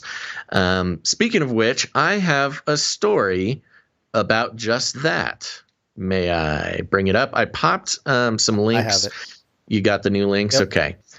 I'm going to first bring this from CNN.com, just because it's always fun to see how they talk about this kind of stuff. This is from CNN. The headline is, China says it is a victim after Twitter locks embassy account. Oh, no. Yeah. They're finally locking somebody else's account besides conservatives. It says here, China says that it is a victim of misinformation after Twitter restricted the account of the Chinese embassy in the United States. The retort comes after Twitter temporarily locked the account of the Chinese embassy over a tweet it posted defending Beijing's treatment of Uyghurs. For those who need a refresher, the Uyghurs are a religious minority Muslim group in China who have been undergoing some pretty severe persecution. There are huge concentration camps and prisons where the Uyghurs are put, to work. They also harvest their hair for wigs and harvest their organs and things like this. The Post, which was made earlier this month, claimed that Uyghur women in Xinjiang are no longer, quote, baby-making machines. Yikes. Quote, in the process of eradicating extremism, the minds of Uyghur women in Xinjiang were emancipated and gender equality and reproductive health were promoted. Now, isn't that funny how in the name of gender equality and reproductive health, they put these women in a prison and work camps and forced them to work in factories and shave their head and sold their hair for gender equality and reproductive health. The tweet read, citing a report from the state-run newspaper China Daily. At a regular briefing on Beijing on Thursday, a Chinese foreign ministry spokesperson defended the embassy's actions. Quote, China is a major victim. Blech. As a major victim, there are many false and ugly pieces of information about China on Xinjiang-related issues. Of course, the Chinese embassy in the U.S. has responsibilities and obligations to clarify the facts and explain the truth. Oh, please, dear leader, explain the truth. Hua Junying argued, hitting back at Twitter's restrictive measures. Quote, we hope Twitter can uphold the principles of objectivity and impartiality, not to show double standards on this issue. Oh. Double standards, but to strengthen screening and identify what is false information, what are rumors and lies, and what is fact and truth. China's far western Xinjiang region has long been associated with reports of the forced sterilization of people from the Uyghur minority, a predominantly Muslim ethnic group residing in the area. Chinese officials have denied the allegations. The United States has officially determined that China is committing genocide. Oh, officially determined. I did not know that was made official, so that's good. The United States has officially determined that China is committing genocide and crimes against humanity against Uyghur Muslims and ethnic and religious minority groups who live in Xinjiang. Quote, this genocide is ongoing, and we are witnessing the systematic attempt to destroy Uyghurs by the Chinese party state, former U.S. Secretary Mike Pompeo said in a statement Tuesday on the last full day of the Trump administration. News of the Twitter restriction was first reported by Bloomberg. A Twitter spokesperson said that the tweet had violated the company's content policy, which prohibits the dehumanization of a group of people based on their religion, caste, age, disability, serious disease, national origin, race, or ethnicity. The tweet is now, quote, no longer available on the platform. Let me scan. Okay, I'll just finish this out. The embassy's account, meanwhile, will remain locked until the tweet is deleted, according to Twitter, in similar cases, including one involving former President Donald Trump's account. Twitter has required the user to manually delete the post in question before regaining the ability to post, which is kind of a funny, like, sociological parenting type of thing. Like, we could delete this, but we want you to do it, to take responsibility. You clean up your own mess. The Chinese embassy, for its part, has not tweeted since January 9th. It is not clear whether the embassy intends to delete the post and restore the account. The delegation in Washington did not immediately respond to request, blah, blah, blah. Yeah, okay, I think that's it. The rest is just kind of nonsense at the end here. So there you go. You know, there's been a lot of interesting, well, that has been one of the main arguments when it comes to Trump and other conservatives getting blocked on Twitter and other social media platforms, is like, you let a genocidal country tweet all you want, a communist, genocidal, tyrannical government post whatever they want on Twitter, but you get rid of, a MAGA hat wearing grandma in Tennessee. This is not right. And so the funny thing about this was China came back with claims of a double standard, which I don't quite understand how multiple levels of irony, but also somewhat telling the truth in regards to Twitter. There was another story to kind of piggyback off the one we just covered there.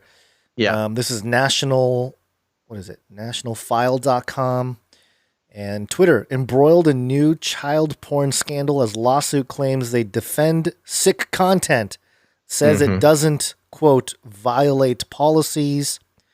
Kind of gives away the whole idea there.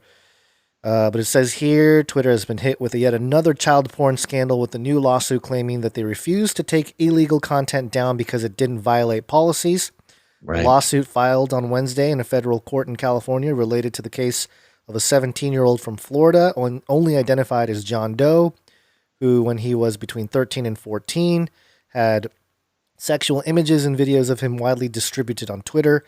Sex traffickers posing as a 16-year-old female classmate blackmailed him to share nude content. After initially exchanging nude content, the victim was then forced to share more. Otherwise, the material would be shared with his parents, quote, parents, coach, pastors, and others. That's like the exact same kind of like extortion tactics on politicians.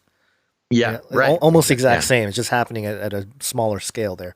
Yeah, well, it's being used to harvest images. Harvest images, changed or behavioral manipulation, controlling what they do. Abuse and manipulation. It's sick. Yeah. Doe first complied under duress, the lawsuit notes, but then managed to block the traffickers. However, at some point in 2019, the images was then shared to Twitter from two accounts that were known to share this material. And it goes on here, but basically, they're not going to, Twitter's going to really not do anything about this, but then ban President Trump's account because they don't like his politics or his opinion on what happened with the elections. And this was coming from the person who was being exploited on Twitter, and they had made complaints and reported the images and got the response that, oh, it doesn't go against our policies. Oh, child pornography doesn't go against your policies. They had to bring it up to the I believe it was the DOD. They brought it all the way up to a federal level, and only after the federal government calling Twitter did they take down what DHS? Department of Homeland Security. Yeah. You're right. Only after a call from the DHS did they take down child pornography off of Twitter. I don't know what they think is going on over there, but it's about time these guys get taken down a notch. Maybe more than just a notch there, but yeah. So when China when China says double standard Twitter, and there's clear evidence of double standards like this, I mean, I didn't think it would ever happen, Basil, but I think we agree with the Chinese nationals there on at least that one particular issue. But, let's take them all down. But take them down. Just don't be there. Nobody be on Twitter. Now you're sounding like those anarchists, those the Antifa folk burning American flags in the streets. Burn it down. You can do anything you I'll want. Burn a Twitter flag. I know I'm there, and I like making fun of people, but Twitter flag. Burn down a Twitter flag. I like that idea. Yeah. I wonder if they would take us down. Okay, we got a lot of really good Waxine stuff to go into. Should we take a quick break? Let's do it. Okay.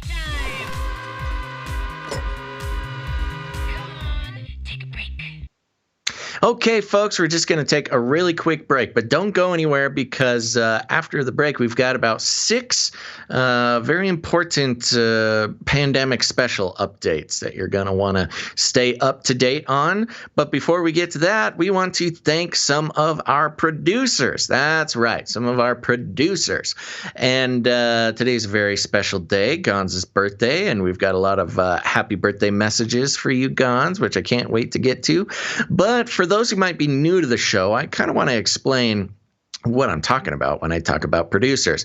You may notice that we do not do any advertisements. In fact, we do not take any corporate money whatsoever, not even from YouTube or any of the platforms that claim to be places for creators to blah, blah, blah, blah, blah. No, nothing, baby. We are 100% on the value for value model, which means that, we don't have to worry about pesky corporate interests. We get to talk about whatever we want, and we don't have to worry about getting any funding pulled or whatever.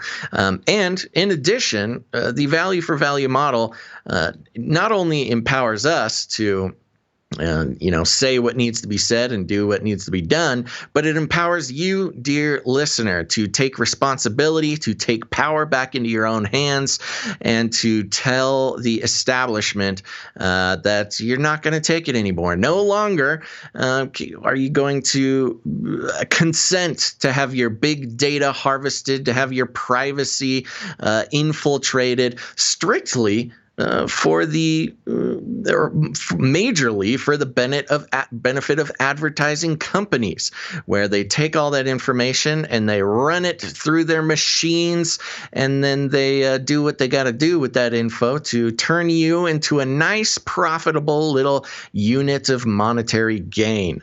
And on top of that, when people participate in the advertising industry, whether by supporting shows that, take advantage of their trust and their attention and turns around and monetizes that to manipulate your digital surroundings in order to make money off of you, but also to manipulate the messaging that is allowed to go out on those platforms. So instead, The value for value model empowers you to rebel against being passive units of monetary gain for big corporations, and also empower the media that you trust and enjoy and wish that there was just more of. And that's the way that we're able to keep this show going, and we appreciate it very much. And like I said, you become a producer, and that's not just a cutesy title. That's the real deal. If you pay to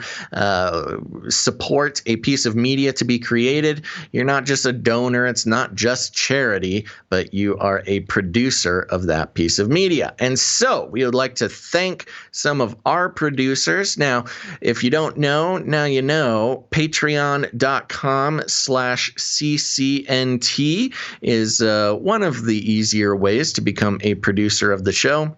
But luckily, this segment will be short because as of right now, there are no new supporters on the Patreon.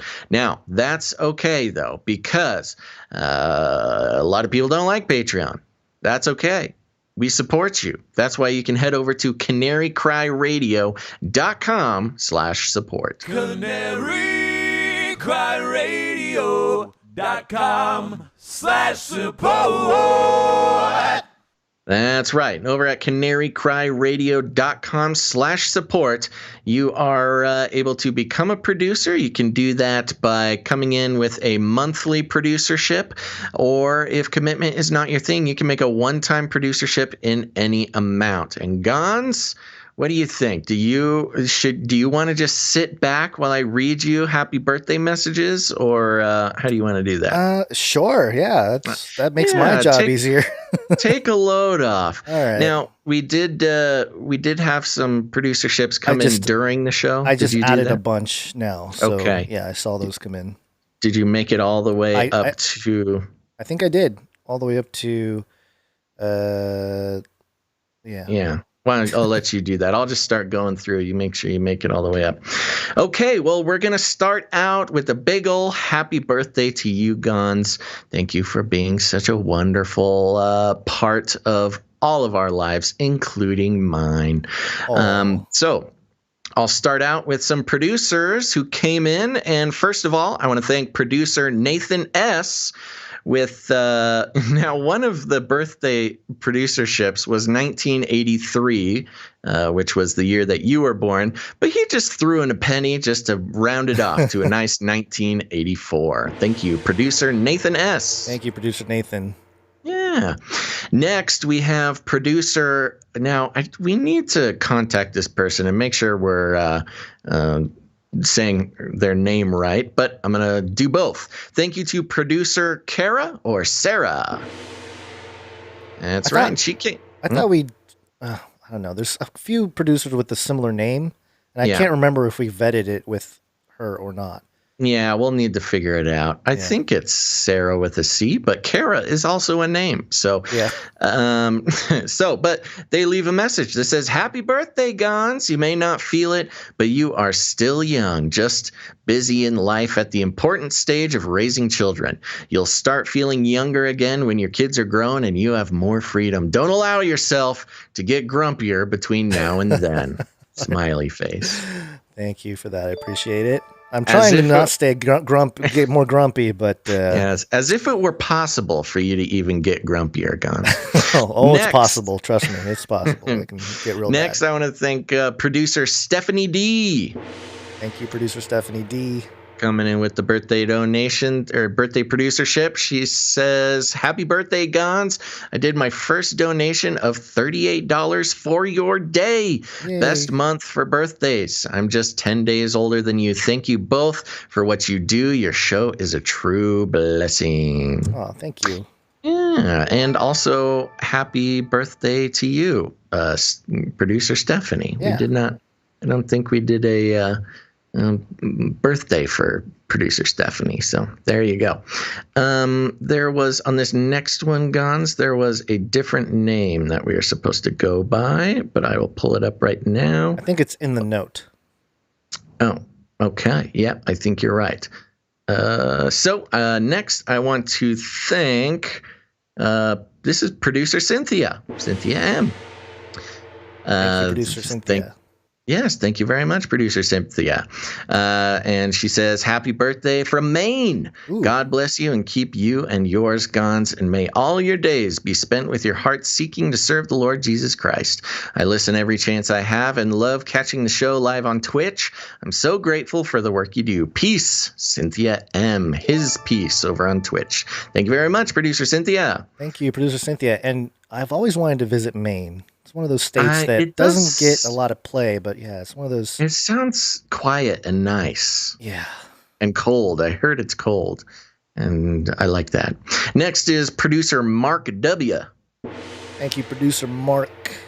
And he comes with the 1983 and says, happy birthday, Gonzilla. God bless. Oh, thank you. Short and sweet. Thank you very much. Next is producer Sylvan. Thank you, producer Sylvan. Coming in with the 1983. Happy birthday, Gonz, from Sylvan. I think he came in with 1938, but that's okay. Oh, that's much older. Yeah, if that's the case, then I'm really in trouble. The grumpy levels. But next we have producer Ciara coming in with a happy birthday, Gonz. Thought I'd invite Basil to our single Zoom meeting tomorrow at noon PST. Oh, there's a single Zoom meeting.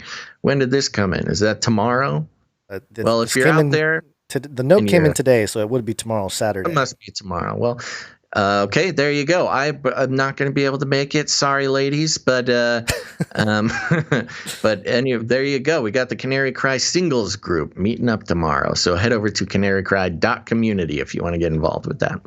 Next, we have producer Adam42. Thank you, Adam42. Yes, coming in with 1985. Okay, he's just making up his own numbers here. I think he wants me to feel younger, which... Oh, I think it's working. It worked, yeah. Happy birthday, Gonzo, from Adam42. Thanks, Adam. Thanks, Adam. Next is producer Samira. Thank you, producer Samira. Yes. I almost said Smyrna. No, Samira with $38. Happy birthday, Gonzo. I really dig your intellectual, witty, comedic, and timely contributions to the truth community. Also, big congrats on your bundle of joy. Hey, Basil, I love you too, buddy. Much love. Uncool Paranoia. Thank you very much, producer Samira, also known as Uncool Paranoia. Yeah, thank you very much. Next, we have producer Catherine I. Thank you. No note on Catherine. That one. I didn't see one. No note, but thank you very much with the birthday donation. I keep calling you that. Birthday producership of 1983. Next, we have producer Diana. Thank you, producer Diana. Yes, and they came in with the 38 for your birthday, but tagged on 33 at the end there, so we know that there are Illuminati handlers. Just add another handler to the list. Yeah. And they say, happy birthday, Gonz. Thank you guys for making staying current on world events and with a focus on Christ so enjoyable. God bless the Canary Cry community with love from England. D. Thank you very much. Fun, England. Appreciate it. Okay. Then we had a 33 producership come in from Anthony L. Thank you very much. All right. Thank you, producer Anthony. Yes, and a 33 come in from Jacqueline A. Thank you, producer Jacqueline. Yes, and then we have producer Gregory G. Thank you, producer Gregory. And producer Jeremy F. Thank you, producer Jeremy. Wow, what a great day. You should have birthdays more often. I know. I will go ahead and get older, if that means maybe quarterly birthday or something. Able to pay some bills around here. Yeah. Next is producer Lorelei V coming in with 33. Thank you, producer Lorelei. Yeah. Didn't we do this one last week? Yeah, we did this one on Monday. Did we? Because we got a note saying that they missed hearing themselves. Yeah, I think that was an old note because we also got another note saying that they heard it on Monday. Well, we'll do it anyways. This was for producer Denise, who is our newest monthly producer. I believe we did it on Monday, but the note did say, "Makeup, thanks for all you do. My husband and I listen regularly and love sharing your show with our family and friends. I love how you always bring balance to the crazy viral videos, letting us know what is legit and what needs to be questioned." Oh my gosh. Well, I'm glad we did read this note, even if Anyway, yeah. It always gives me confirmation to what Holy Spirit has impressed on me, but I do not have the time to look deeply into it. May God keep you bold and doing the awesome work he has called you to. God bless. Thank you very much, Producer Denise. And last but not least, we have Producer Saul coming in with this 777. Consistent Saul. Yes. Is what we should call him. Just consistent Saul. Yes. Thank you, Producer Saul. Yeah, okay. so much. And that wraps up. Let me do one last little check, because if you have birthday birthday producerships coming in, I don't want to, it's important we do it on the day. Yeah. You know? So let me just go in here. We did Anthony L. Looks right? like there's a couple more. Okay. Yeah. I want to thank our new monthly producer, Lisolot H. Yeah. Thank you very much, producer Lisolot H. Coming in during the show, right in the last moment there. And this, I think, will be the last one. Producer Lisolot came in twice. Oh, no, I think they that is set up the a charge. recurring Okay, yes. a monthly thing. So, thank you for subscribing. Very much. Yes, producer Lisolot, our newest monthly producer. Yes. Okay. That does it for the financial producerships. Thank you to all of our producers of episode 290 of Canary Cry News Talk. Very appreciative. That's a lot of folks. My heart is warmed. I feel less grumpy now. So now you can afford that cake that you splurged on. Oh, yeah, the cake. Oh, boy. Okay, let's see. Other ways you can help produce the show is by sending in your jingles and with your artwork.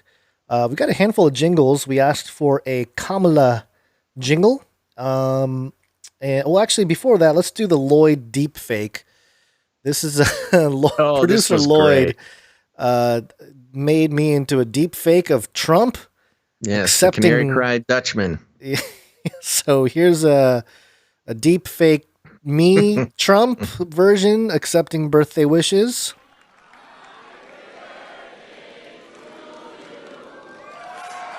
Thank you. Thank you very much. Wow. This is the weirdest thing ever. Yeah, I remember this. You remember when they sang happy birthday to Trump? I do. Is that a rally or something? And for those who are just listening, we'll have to make sure this makes it up on all the social media. I think you posted it on your Twitter earlier. I did post it on Twitter. For canarycrynewstalk.com, I will post a screenshot of it so you can see. This is I think this might be your first official deepfake. It is. We knew it was going to happen, and it happened. What a great birthday present. Great job, Producer Lloyd. This is deep. I've been showing it off to all my friends and family that have thanked me like on text and stuff. I'd be like, yeah, thanks, but check this out. Freaked out my family. That is so funny. That's a pretty convincing deepfake, too. You know, I've always wondered what I would look like with the Trump hair. So this is a great way to consider what I would look like if I went ahead and bleached the hair and had that comb over. So that's great. Well, great job. Again, thank you, Producer Lloyd, Canary Cry Dutchman. What a great birthday present for Gonz there. Very good. Thank you so much for that. But let's get to the jingles here. So we have... You're getting a lot of requests to play it again in the chat. I think you have to. All right, we'll play it again. Here it is.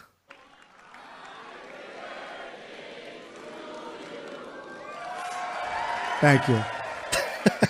Thank you very much. The voice really catches me off guard. It's such a good deepfake. I don't expect Trump's voice to come out of it. But you do a great Trump impression, so. Oh, yeah. Maybe I could have. Maybe it was me. Maybe it was. Who knows? So, all right. There you go. Check it out. If you haven't on Twitter, I posted it as well. Thank you so much, Producer Lloyd, for giving me my first deepfake. That's something, Basil, because of your situation. Yeah. You won't necessarily have, at least until you decide to. Yeah, that's okay. I won't get the cool birthday deepfake presents, but also, it's back in 2012 when I made the decision, I could not have guessed at the time that it would be one of the benefits of not showing my face, but now I'm grateful. What I don't want is my bank to shut me down because they look at me and they say, "Hey, wait a minute! Oh yeah, sabotage! You're Trump's. You're two-faced Trump." Happy birthday, but we're shutting your account. Yeah. So speaking of the Kamala jingles that we asked for, producer Stephen D came in with this. This is video, but it also works as audio. And here is the jingle. I'm speaking. This is Kamala laying down her weight, stopping the crowd noise, and really boldly stating that she's speaking. I'll play it one more time. I'm speaking. I think that there's a Kamala in there too. Okay. Listen carefully. I'm speaking. It is. It's in there. Yeah, okay. Kind of hard to hear, but thank you for that one, Yeah. producer Steven. Steven, by the way. Steven. Oh, here we go. Steven! So thank you for that. I'll give you that one. There he is. And then we got one from producer Alex G. And this one is, I'll just play it. Kamala, what do you want? Freedom. Oh, this was her freedom story. Freedom.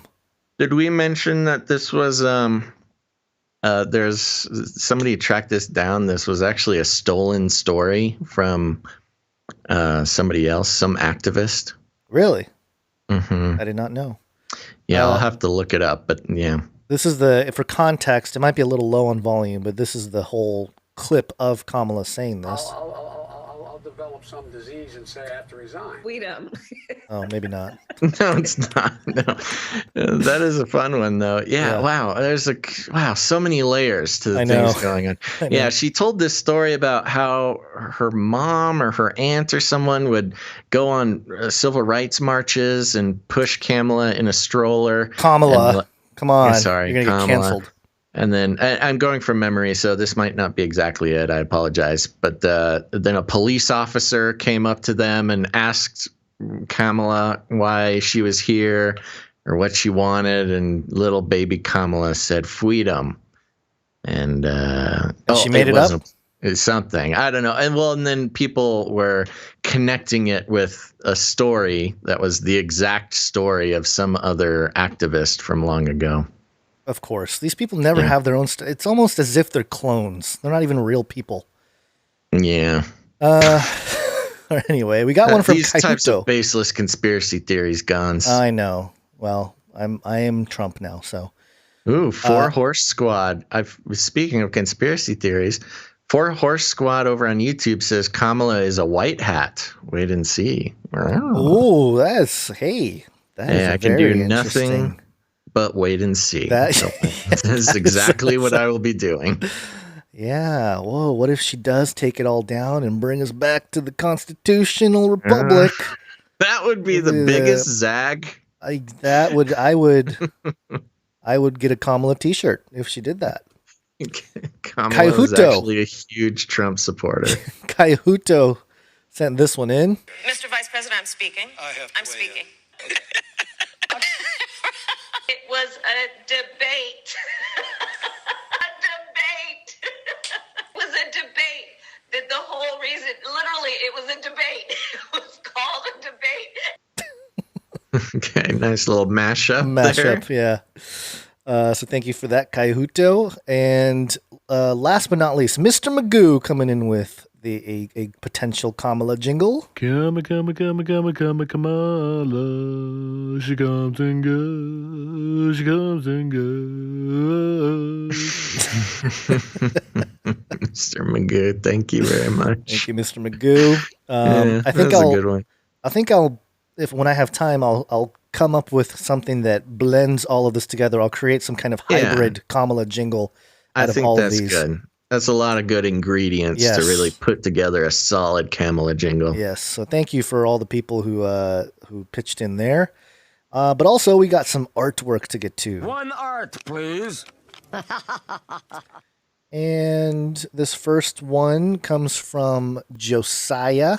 and it is a picture of Lady Gaga singing into her golden microphone, but instead of her phoenix dove holding an olive branch on her garb there, it's a canary. Yes. And the caption says, "Everything is better when you put a bird on it." Yeah, it's very funny. That's a reference to oh man, what was that show? I don't know. The Portland, Oregon show about the hipsters. Portland, Oregon show about hipsters. It's from a show. Shoot, somebody in the chat. What is it? Put a bird on it. It's called Hunger Games. That's not what it is. Shoot, you do the next one. I'll figure it out. Okay. So thank you, Josiah, for that. I have a happy birthday piece from producer Grace. Very lovely. Thank you so much. Portlandia. Portlandia. Okay. Portlandia. There you go. Yes. Put a bird on it. It's a sketch. I never watched Portlandia, so I wouldn't know.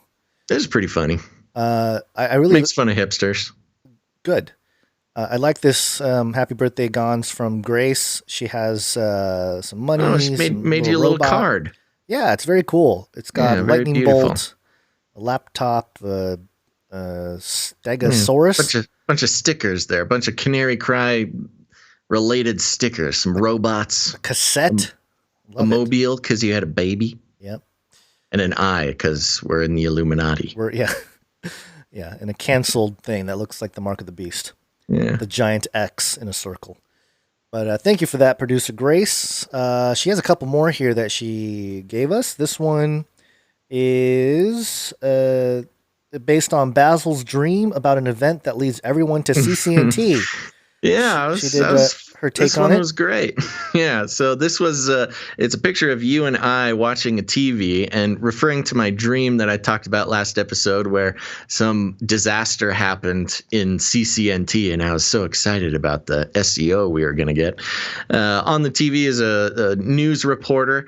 Says CNN. CCNT. Yes, CNN. CCNT event, googly eye invasion. And there's googly eyes on everything, on buildings, on boats.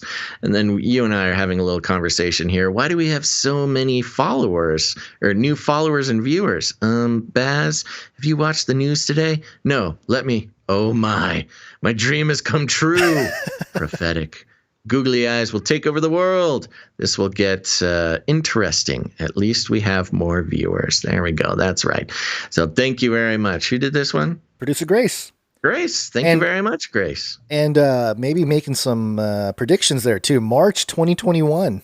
Oh, on CNN. That's when Trump becomes president again. Oh yeah, maybe. Oh, that could be it. Trump right before Trump becomes president again. Googly eye invasion. Yes. And one more from producer Grace. It's about a comment that I made about Biden becoming president and America going back to sleep because he is reversing everything Trump did. But we know the CCNT community will stay awake. And so it's a picture of mainland America and some scripture, awake, O sleeper, and arise from the dead, Ephesians 5:14. And at the bottom, the quote, "Go back to sleep, America," as if Orange Man bad never happened. So there you go. Very good. A Twilight version of the U.S. there. Yeah. Or at least the mainland. I guess Hawaii and... The lower 50. The lower 48. The lower 48. Yeah. Unless there's something I don't know about. Mm. Let's keep going. Thank you, Producer Grace. These are lovely. I really... the whole community appreciates these. And let's see, where did my... Oh, you know what? I think I forgot to throw in the Alley pick. No, it's... Producer Alley. Into your thing. Into my thing, yeah. So Producer Alley did Joe Biden on his Peloton. The Peloton, yes. Yes.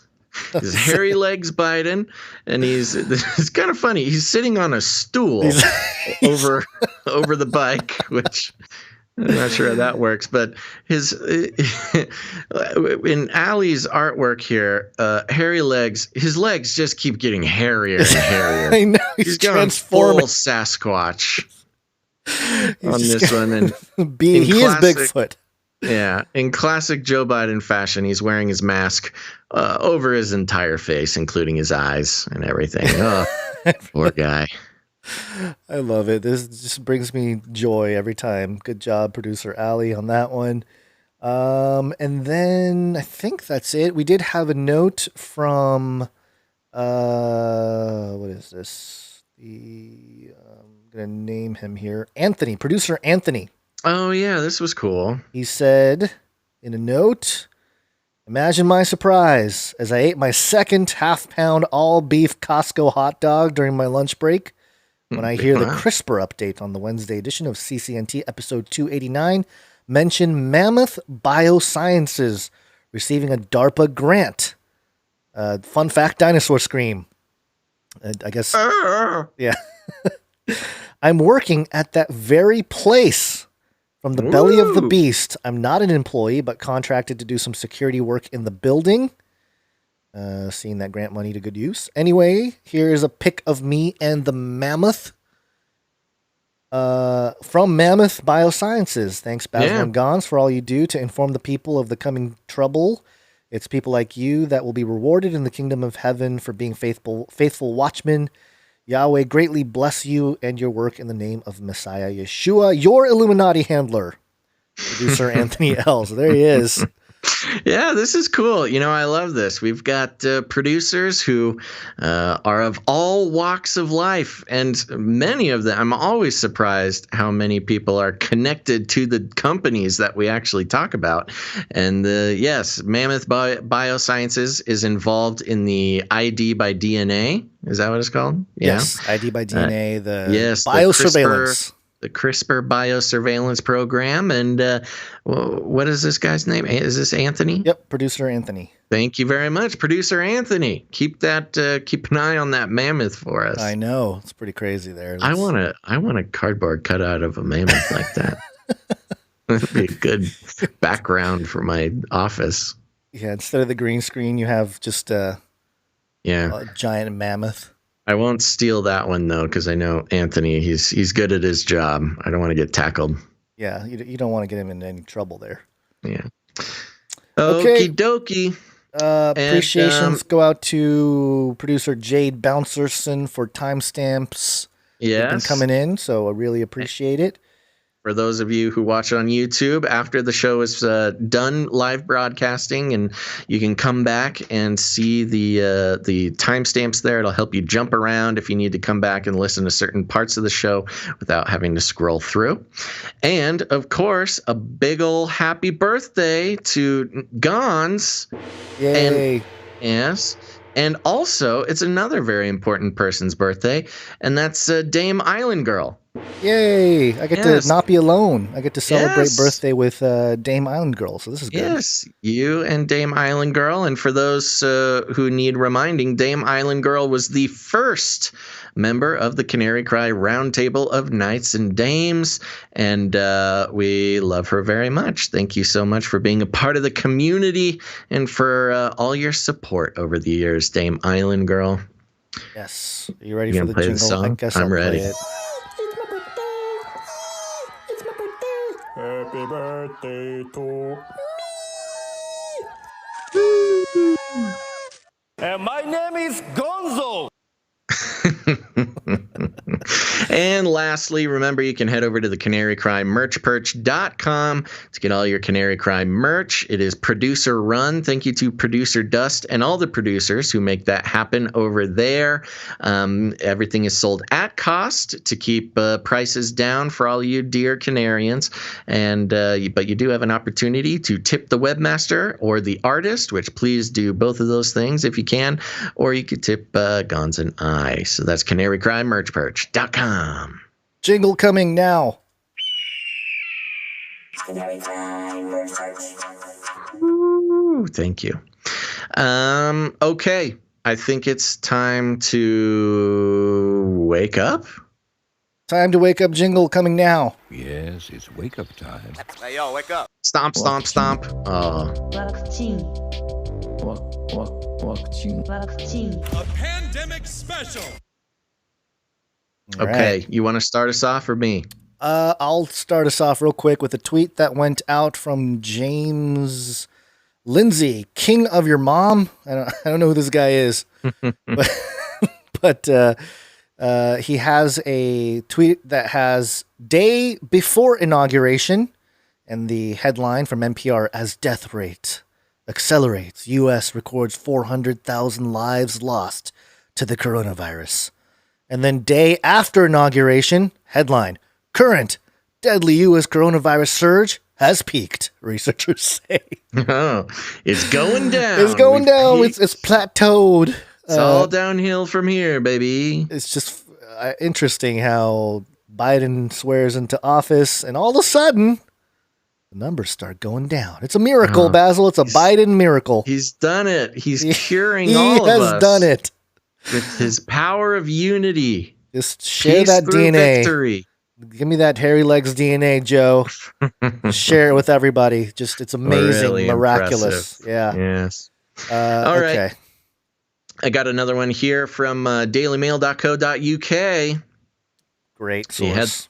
The headline paragraph, because it's Daily Mail. It's the longest headline. It's crazy. I don't know how they get away with it. Can Biden's vaccine drive ever end the COVID crisis? Highly infectious super COVID variants could drive transmission so high that even vaccinating every American would fail to eradicate the virus because they're not 100% effective. Wow, keeping it short and sweet with the headline.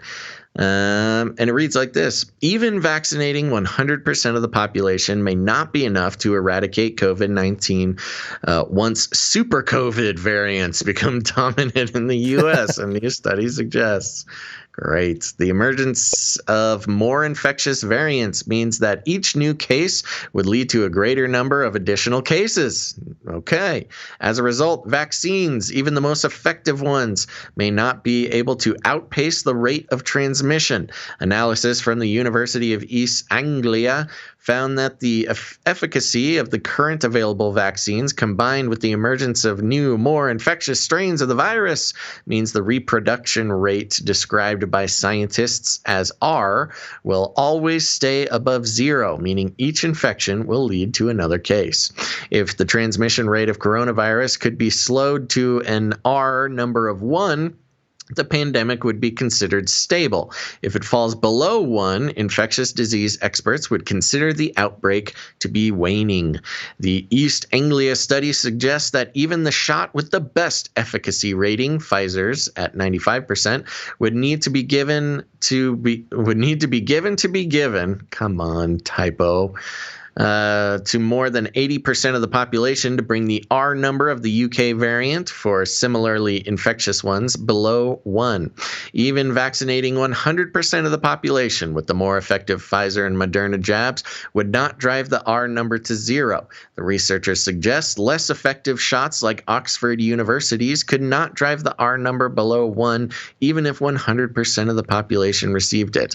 On his very first day in office, that is a phrase we've been reading way too often.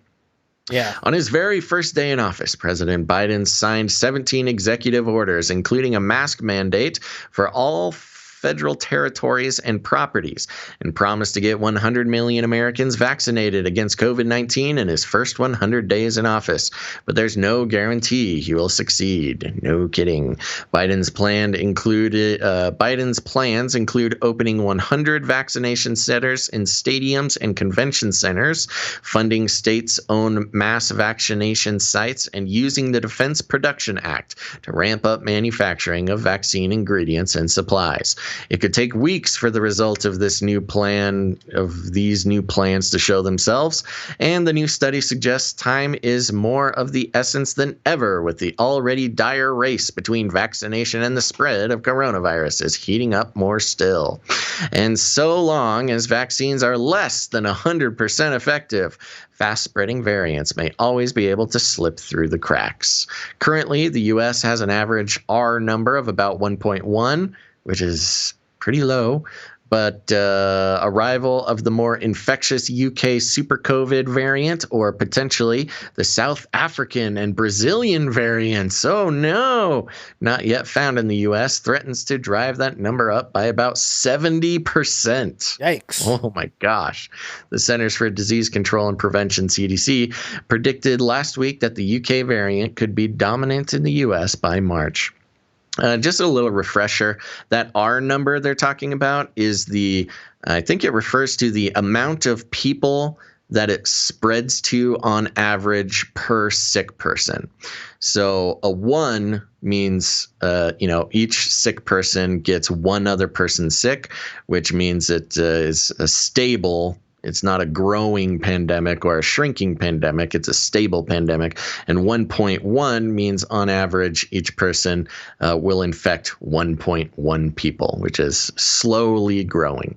U.S. health officials like Dr. Anthony Fauci have estimated that between 75 and 90% of Americans need to get vaccinated against COVID-19 in order for the U.S. to reach herd immunity, at which point life could begin to return to normal.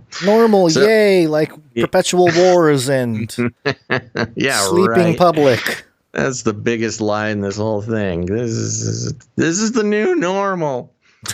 Did you have an article? Have we officially brought the articles and studies about how the vaccine does not stop the spread? It just keeps you from getting sick? We haven't done a deep dive on any of that stuff in terms of showing the scientific papers. Okay, yeah. So the scientific papers are showing that the vaccine doesn't stop you from being contagious. It allegedly just lowers the risk of you dying. You can still get a little bit sick or maybe not sick. But since COVID just sort of lives in your nose, the coronavirus, it'll just live in your nose. Even if you are vaccinated, you can still spread it to other people. So it's really worrisome when we're seeing all these people like, I got vaccinated, now I can go visit Granny. With the mainstream scientific understanding of COVID, no, you can't. Even if you get vaccinated, that's why Fauci was saying you still got to wear a mask. You still got to stay home. Even if you have the vaccine, you can't go back to normal type of stuff. Yeah, well, we'll get to a couple more of the flipperoos that have taken place on the world stage there with the Rona. But real quick, I do want to mention this. It's Newsome science, baby! Ha! Baby! Newsome science! And that's Brent Pella, for anybody wondering what that was. That was Brent Pella doing an impersonation of Governor Newsom. Oh, dailymail.co.uk. Another sentence of a headline. Did shutting down outdoor dining spur California's COVID-19 surge? No, Newsom. Experts say the ban forced people to gather at homes and caused the virus to spread even faster as more than 50 restaurateurs sue Governor Newsom over loss of business. Let's go, Cali. Come on, Cali restaurateurs. Let's get this guy out of here. I got to sign that the recall on Newsom paper. Yeah, you haven't signed the petition I still have. yet? I'm kind of I'm keeping an eye on how it's going, and I haven't in a couple days. But You might be should. able to do a good job of getting some extra signatures there, too, I with all know. your Californian Face Like the Sun fans. Yeah, that might be something I got to do. We got to organize that. But yeah, I mean, this is it's just funny how they're all suing Newsom, and there's not much to say about it. I think the headline tells the story, but it is different in LA County as it is in other parts of where I am in Orange County. I think in Orange County we're kind of like, yeah, the shutdowns, okay. But I see a lot of restaurants still open and I doing feel the outdoor like dining and stuff the like that. majority of places are pretty fed up. Yeah, and it's they're just kinda LA. that. It's Yeah. LA County where they're like, oh, we must listen to the overlords. I feel like they're even open quite a bit there, though, too. It's a little bit more open. There are a lot of people that are, because like I said, people are just starting to wake up and stop being controlled by the government. Yeah, which is very fascinating. I think America is the only place well, maybe not the only place, but one of the places where if we do it in mass, the government can't do anything. They can't arrest everybody. Yeah. I mean, they can try. They can just, I don't know, hit us with a tsunami. I mean, you basically are just in prison already. Why need to arrest you if you're already in prison? Right. But there you go. That's a good development there, and hopefully the businesses that did get wiped out, they get something back, and they're able to open up again or whatever, and move on with just life. And I'm glad that they're really nailing Newsom. I had a LibJo type of friend who I was talking to over the summer last year, and he was a big Newsom fan. I think he's doing a great job with our budget and all. And I was like, oh boy, that is. Did he wake up? Has he woken up? I don't think so. I don't think so. That's too bad. Yeah, I mean, we didn't get into it a whole lot. We did maybe touch on it last year, but Newsom had that like $5 billion deal with some Chinese manufacturing company to manufacture masks. And it was like a car company. Yeah. It was and they didn't pass the health tests basically when they first tested out to make sure everything was legit. They didn't pass it, and I don't know what happened to the $5 billion or the $2 billion or whatever. And I don't know if the masks ever did show up on U.S. shores or California shores. We'll never know. We'll never know. But Newsom. Newsom science. But even more important here is some vindication for us. Yes. This is from WHO.int, WHO.int. International. And yes, yes. And there is a notice. There's a notice here, Gonz. WHO information notice for IVD users 2020/05 nucleic acid testing NAT technologies that use polymerase chain reaction. That's the PCR test for detection of SARS-CoV-2. Okay, we've got an update from the WHO, the World Health Organization. Purpose of it's in one of these notice forms, so let's see here. Target audience, laboratory professionals and users of IVDs. Purpose of this notice: clarify information previously provided by the WHO. This notice supersedes WHO information notice for in vitro diagnostic medical device users, version 1. Okay, so they're talking about the PCR testing machines here. Description of the problem: WHO requests users to follow the instructions for the use when interpreting results for specimens tested using PCR methodology. Okay, so listen up, follow directions. Users of IVDs must read and follow the IFU carefully to determine if manual adjustment of the PCR positivity threshold is recommended by the manufacturer. WHO guidance diagnostic testing for SARS-CoV-2 states that careful interpretation of weak positive results is needed. The cycle threshold needed to detect virus is inversely proportional to the patient's viral load, where test results do not correspond with the clinical presentation. A new specimen should be taken and retested using the same or different NAT technology. WHO reminds IVD users that disease prevalence alters the predictive value of test results. As disease prevalence decreases, the risk of false positive increases. This means that the probability that a person who has a positive result is truly infected with SARS-CoV-2 decreases as prevalence decreases, irrespective of the claimed specificity. Most PCR assays are indicated as an aid for diagnosis. Therefore, healthcare providers must consider any results in combination of timing of sampling, specimen type, assay specifics, clinical observations, patient history, confirmed status of any contacts, and epidemiological information. Actions to be taken by IVD users. Please read carefully the IFU in its entirety. Contact your local representatives if there's the IFU is the instruction manual thing here. They're basically saying in 4 different bullet points, follow directions, follow directions, follow directions, and provide the count value in the report to the requesting healthcare provider. Now, the count value is referring, or the CT value, the cycle threshold value. For those who remember, with PCR testing, which is the quote unquote gold standard for detecting COVID-19,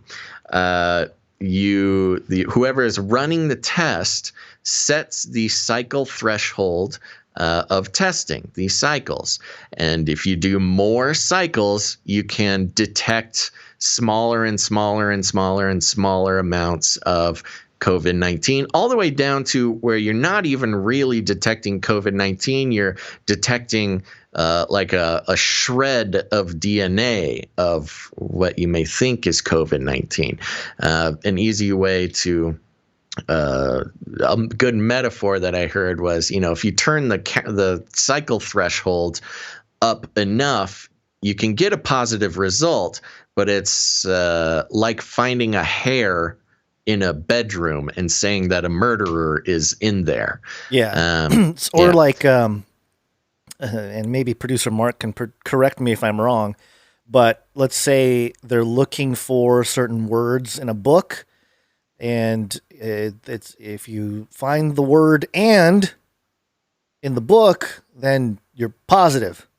And so they find the word "and." Oh, see, there it is. Similar to that, basically. The metaphor battles continue here. Metaphor wars. Yeah. So basically, in this particular thing that I just read was, hey, pay attention. And also, a positive PCR test does not guarantee positive COVID-19. They're saying you need to, consider any result in combination with the timing of the sampling, the specimen type, assay specifics, clinical observations, patient history, confirmed status of any contacts, and epidemiological information. So they're saying, if you get a positive PCR, doesn't mean that they have COVID-19 or are positive. You need to take all of these other things into account, some of them obvious, some of them not so obvious. And there were, hold on, let me see if I can, here, you can take that for a second while I pull up this other piece here. I was just going to say the acronym IFU. I mean, if there was an acronym for the World Health Organization to be like, listen, read carefully, IFU. Get it? Yes. Yeah. Very good. Let's see here. I was seeing a source, and I forgot to stick it in there. I was saying that in the IFU, it was saying to decrease the number of cycles, decrease the cycle threshold that's been required recently. Yeah, I think it's in the overview here. Let me see if I can find I guess I have to download it. Maybe I don't want to necessarily download all that, but this is from September anyway. Yeah, so yes, it does. Number one, the report, this little note talks about making sure that you report the CT value. And there was something that said that which they would not. We had a producer who tried to get their cycle threshold count for their test, and they went all the way to talking to the vice president of LabCorp, trying to get the CT count for their husband's test, and they wouldn't give it to him. They would not tell them what the cycle threshold was. Yeah. And so now they're requiring that you do have to report that cycle threshold. Hold on. Tell us health providers. Let me pull up.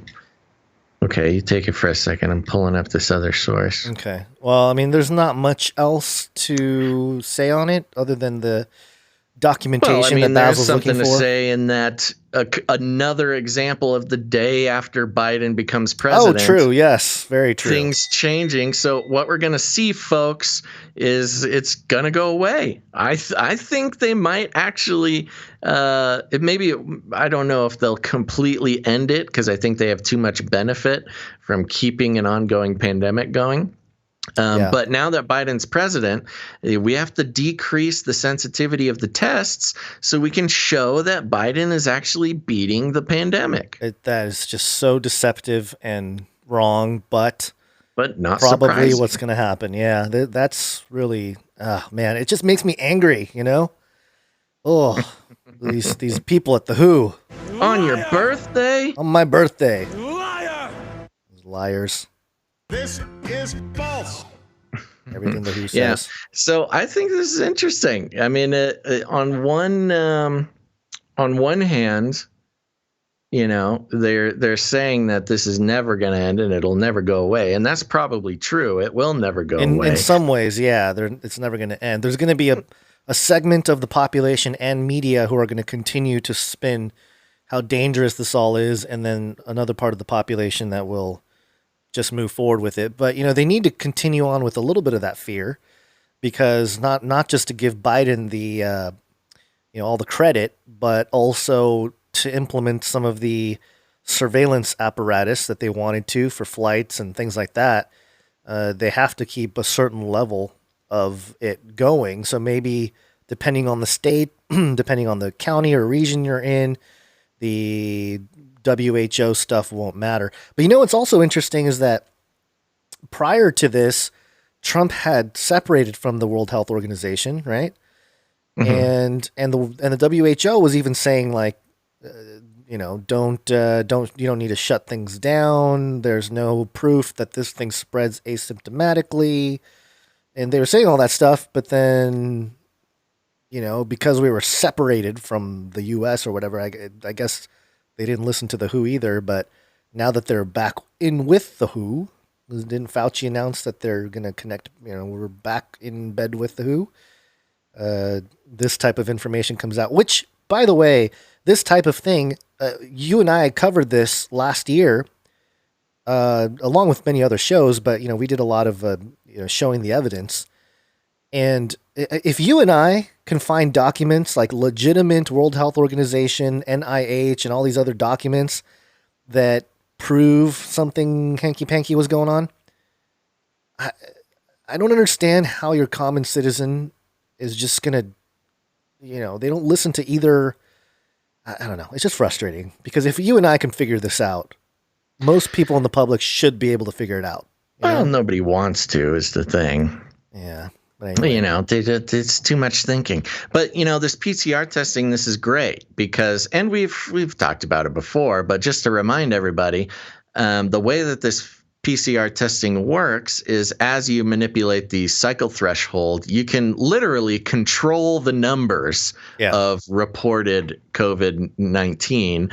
And so, when we talk about, this is something they want to have ongoing, they want to, they benefit too highly from having the reason to enact, all these great reset type things. But now they can control. Now, when Biden gets elected, okay, let's turn it down a little bit. Okay, good. Okay, Biden's solving the pandemic crisis.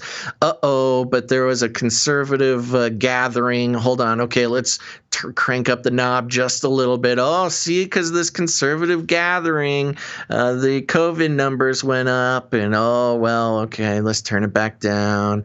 It's this crazy mass mind control knob, basically. Control dial. Yeah. And it'll depend. I think it's going to depend on how the vaccine rollout is too, because now that it's plateaued and all this, it still hasn't gone away. But this is Reuters.com. Fauci says U.S. coronavirus infections may be plateauing. Vaccines should protect against new variants. And there's a video here. We don't have to play the video. But there's a secondary part of this article that states that most Americans will likely be vaccinated by the middle of the year, Fauci said.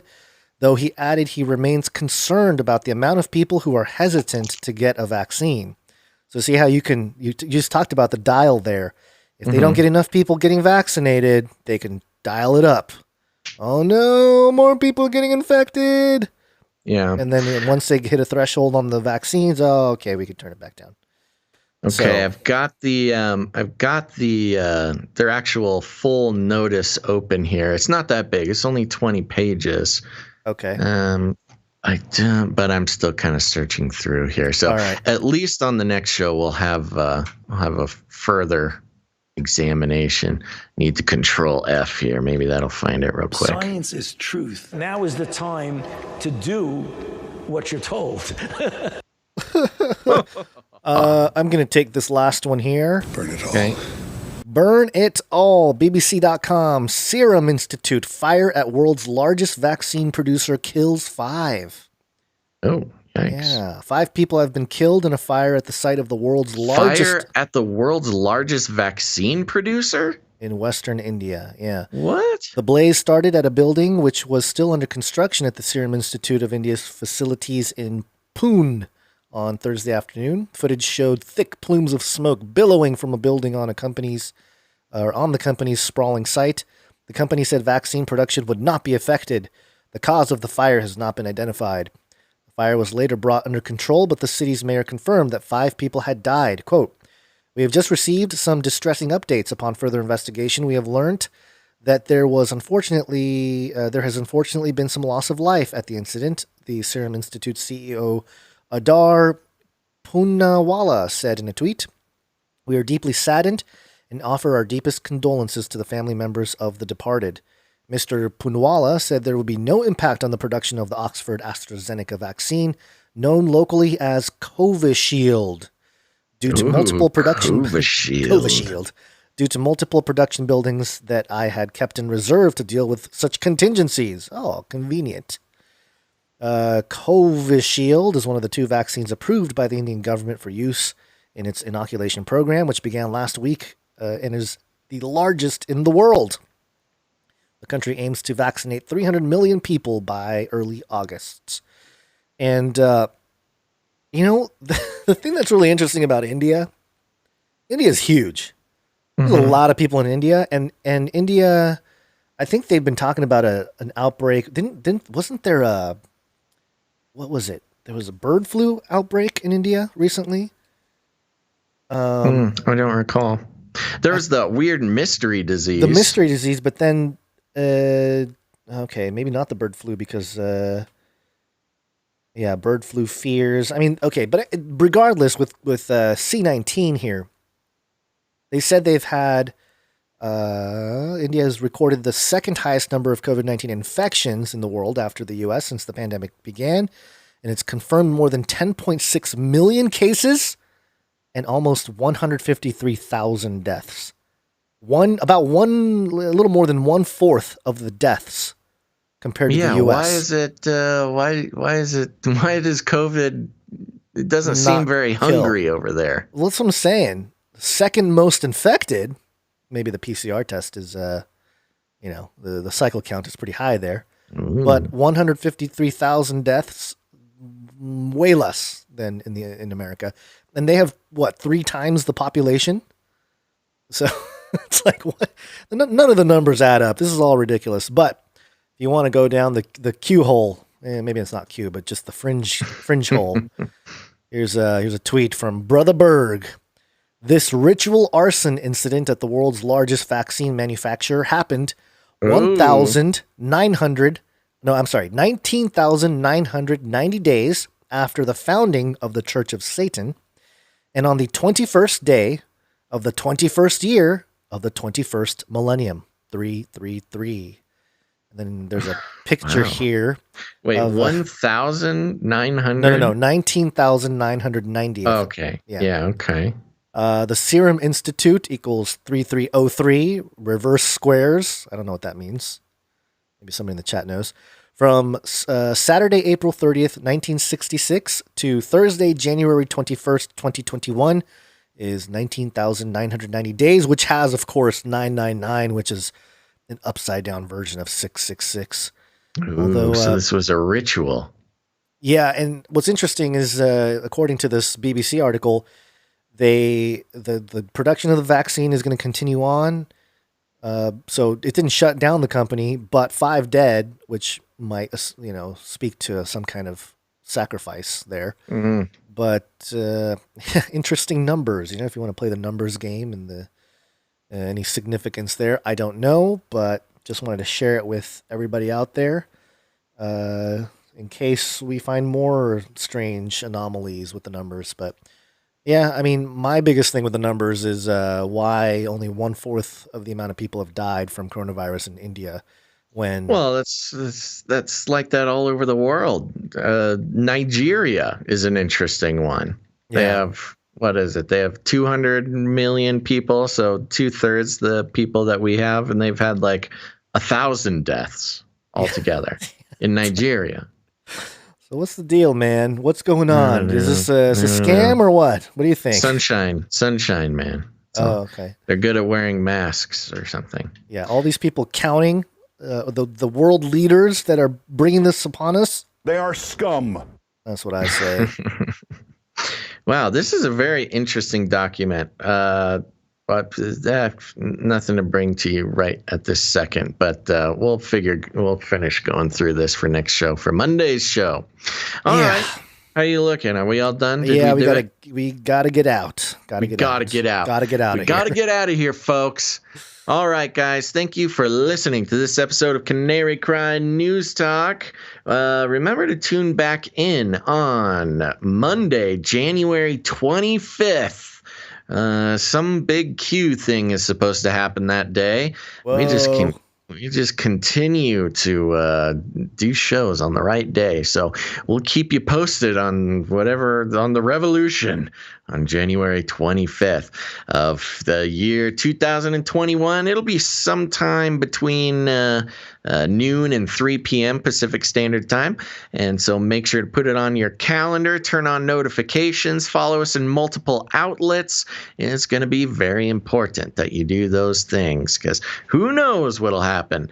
And let's see. I guess we'll give a little bit of forewarning, I think. In the next month or so, we're going to need to change our schedule just a tad. Yeah. So wife is going back to work from maternity leave, and that means me watching 2 children, and so we have to figure out a way to make that happen with babysitters and preschool, and there's all kinds of variables here. Yeah, there's just a schedule shakeup, general schedule shakeup. Yeah, and I hope that nothing changes, but it looks like it's going to, at least in terms of when the show airs. So just a heads up, no concrete time changes yet. Yeah, we'll keep you posted, but we just don't want to take anybody by surprise.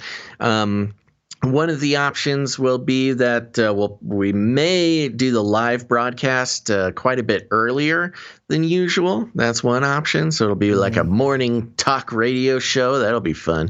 Yeah. I don't know. Callers. We should have callers call in. Kyle, you're listening to Basil and Gonz, or should I say Barbell and Gainz.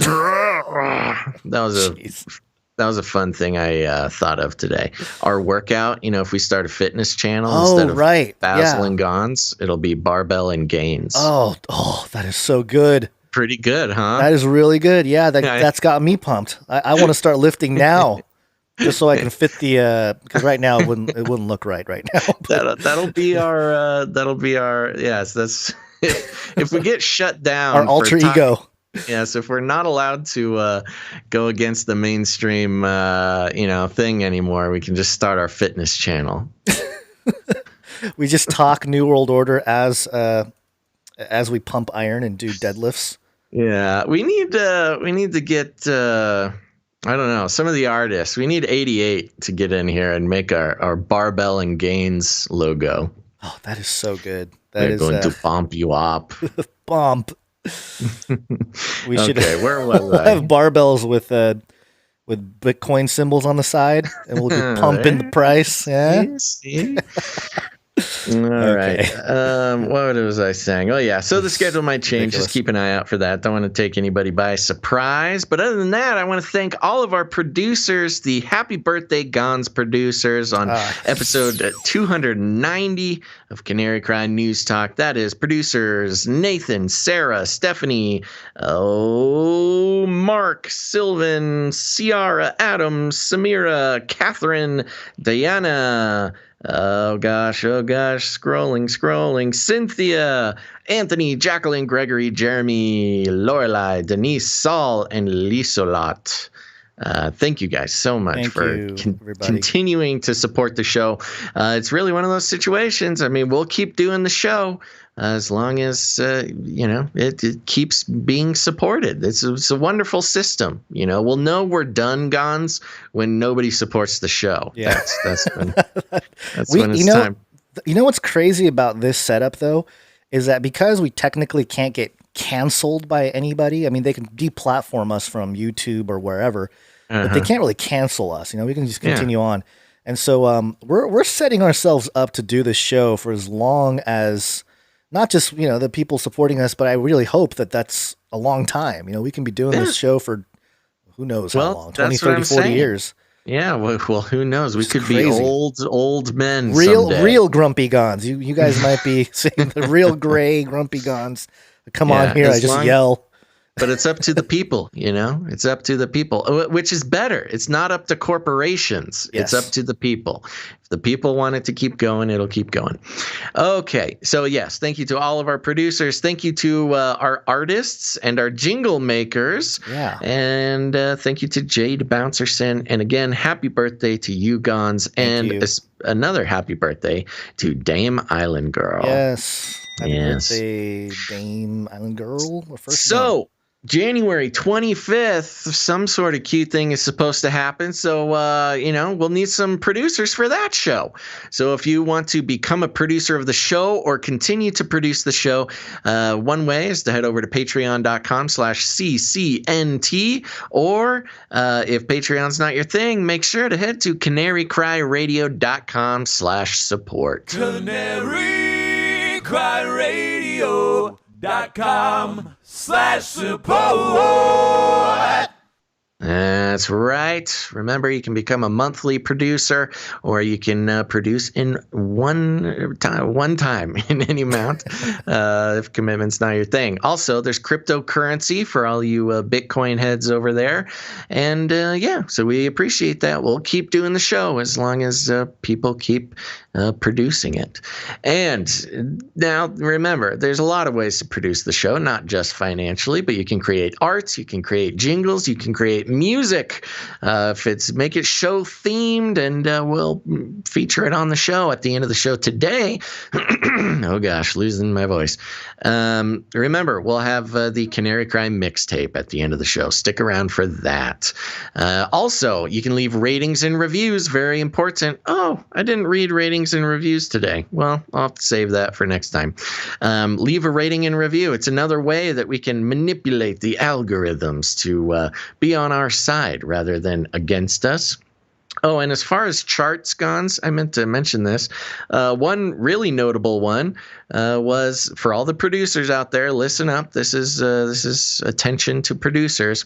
We were number 2 in Jamaica in news commentary. Yes. So thank you to all of our Jamaican listeners for bringing us up to number 2 in the news commentary charts. I feel like the bobsled team. Love that movie. Yeah, we gotta cool take a runnings. little trip. Got to take a little trip to Jamaica. See all of our producers over there. Okay, let's see. Yes, ratings and reviews, very important. Search Canary Cry News Talk on Apple Podcasts. Leave us a rating and a review there. Also, share us out on your social media. But also, you got friends and family who are starting to wake up to the fact that the world is not what it seems. And you should share the show with them, because we'll be happy to join them in a way that is, alarmism free. We're not here to stoke the flames of panic and whatever. We're here to take a look at things as in the most objective, verifiable way that we possibly can, which keeps the sanity. It's all about sanity around here, folks. Sound mind.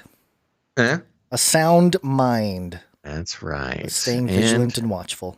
If you need any other instructions, here's what you do. You walk right up to him, you grab him by the cage, and then you shake it. The end of the world occurred pretty much as we had predicted. I want to shake things up, stir up some controversy, rattle a few cages. Hey, stop that! You'll never silence me. I'm the last angry man, a crusader for the little guy. Leave the bird alone. Never. Rattle a few cages. Rattle a few cages. The human race will have every opportunity to improve. And if they don't? Ask Noah. Okie dokie, folks. And if you haven't done it yet, make sure this is your last chance to hit that like button and subscribe and turn on notifications so you never miss a show. And we shall rule the algorithms with our desire to like the show. So thank you guys very, very much. And once again, make sure to tune in on January 25th. That's on Monday, sometime between noon and 3 p.m. Pacific Standard Time. And there you go. Make sure to tune in then. But until then, think outside the cage.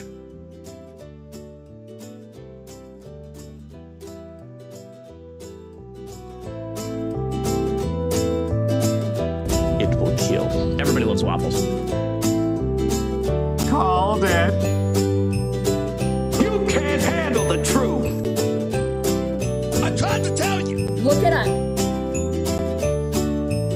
Better, bigger, tastier. Shoot, hallelujah. That was nice. We will launch a new age. This is deep. Science is truth.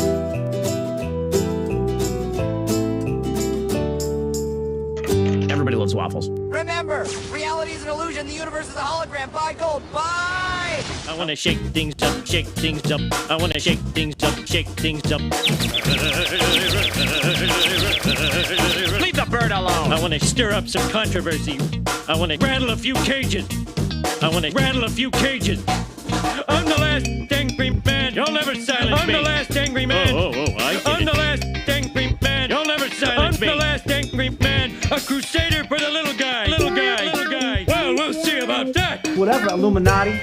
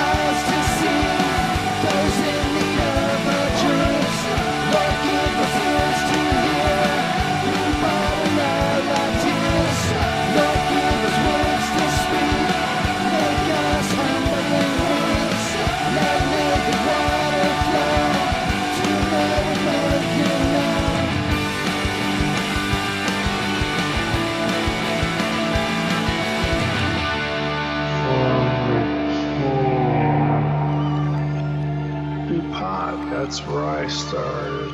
Light up a huge blunt. A joint. Give everybody magic mushrooms. Smoke. The CIA, I mean, lots of intelligence agencies have tested secretly dosing communities. LSD. Psychoactive pills should be covertly administered.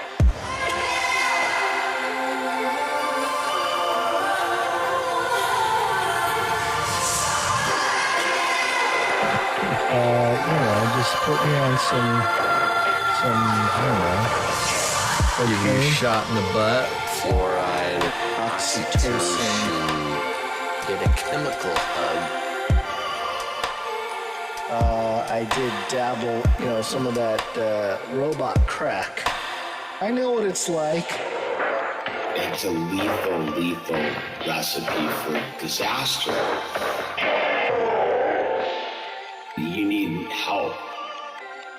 If you're a pharmacist, you need to repent. All right, weird. Poly. It's Latin for many. Tick.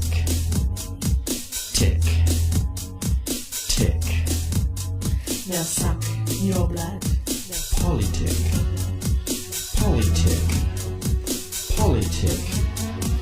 Many bloodsuckers. Politician. Politicians are politics. Don't let them drain you all away.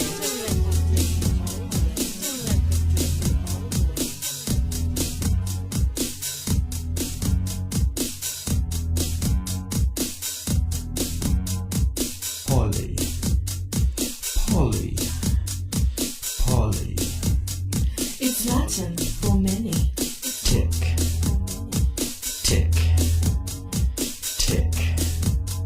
They'll suck your blood. Poli-tick.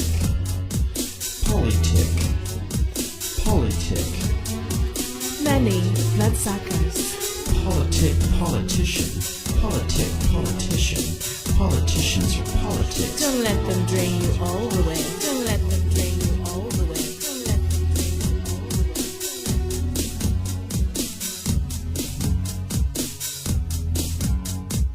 Left wing, right wing, left wing, right wing, left wing, right wing, left wing, right wing, left wing, right wing, left wing, right wing. Two wings, same bird. Two wings, same bird. Two wings, same bird.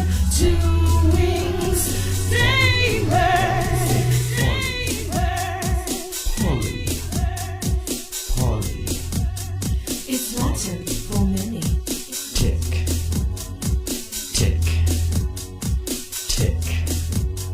They'll suck your blood. Poli-tick.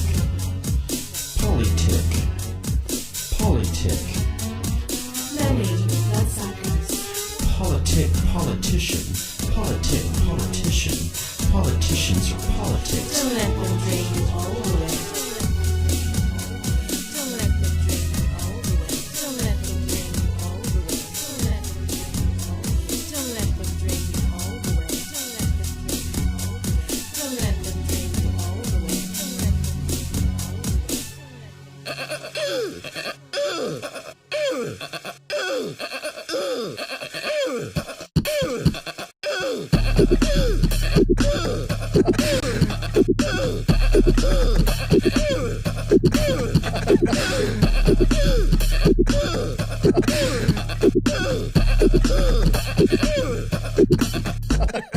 Fun fact, I believe it was another fun fact.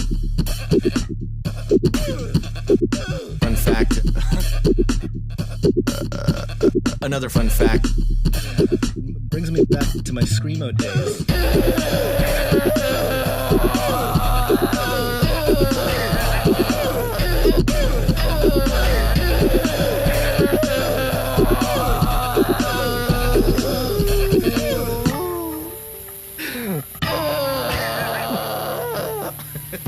Robot girl.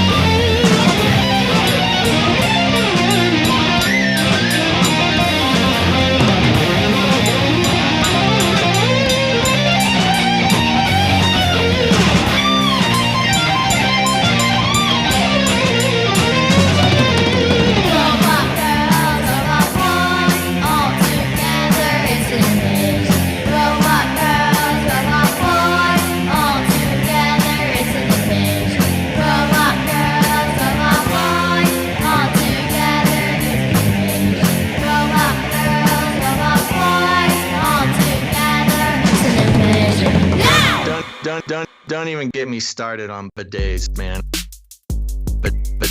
Bidets, man. Bidets, man.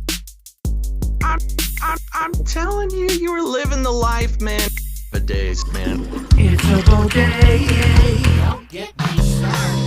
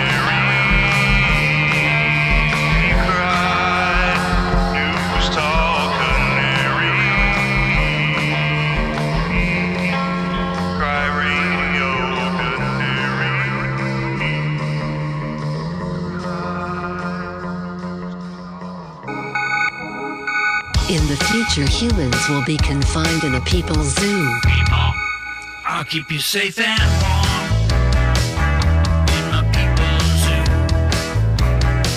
I'll keep you safe and warm now in my people's zoo. You, yeah, you in my people's zoo. I'll keep the cameras on.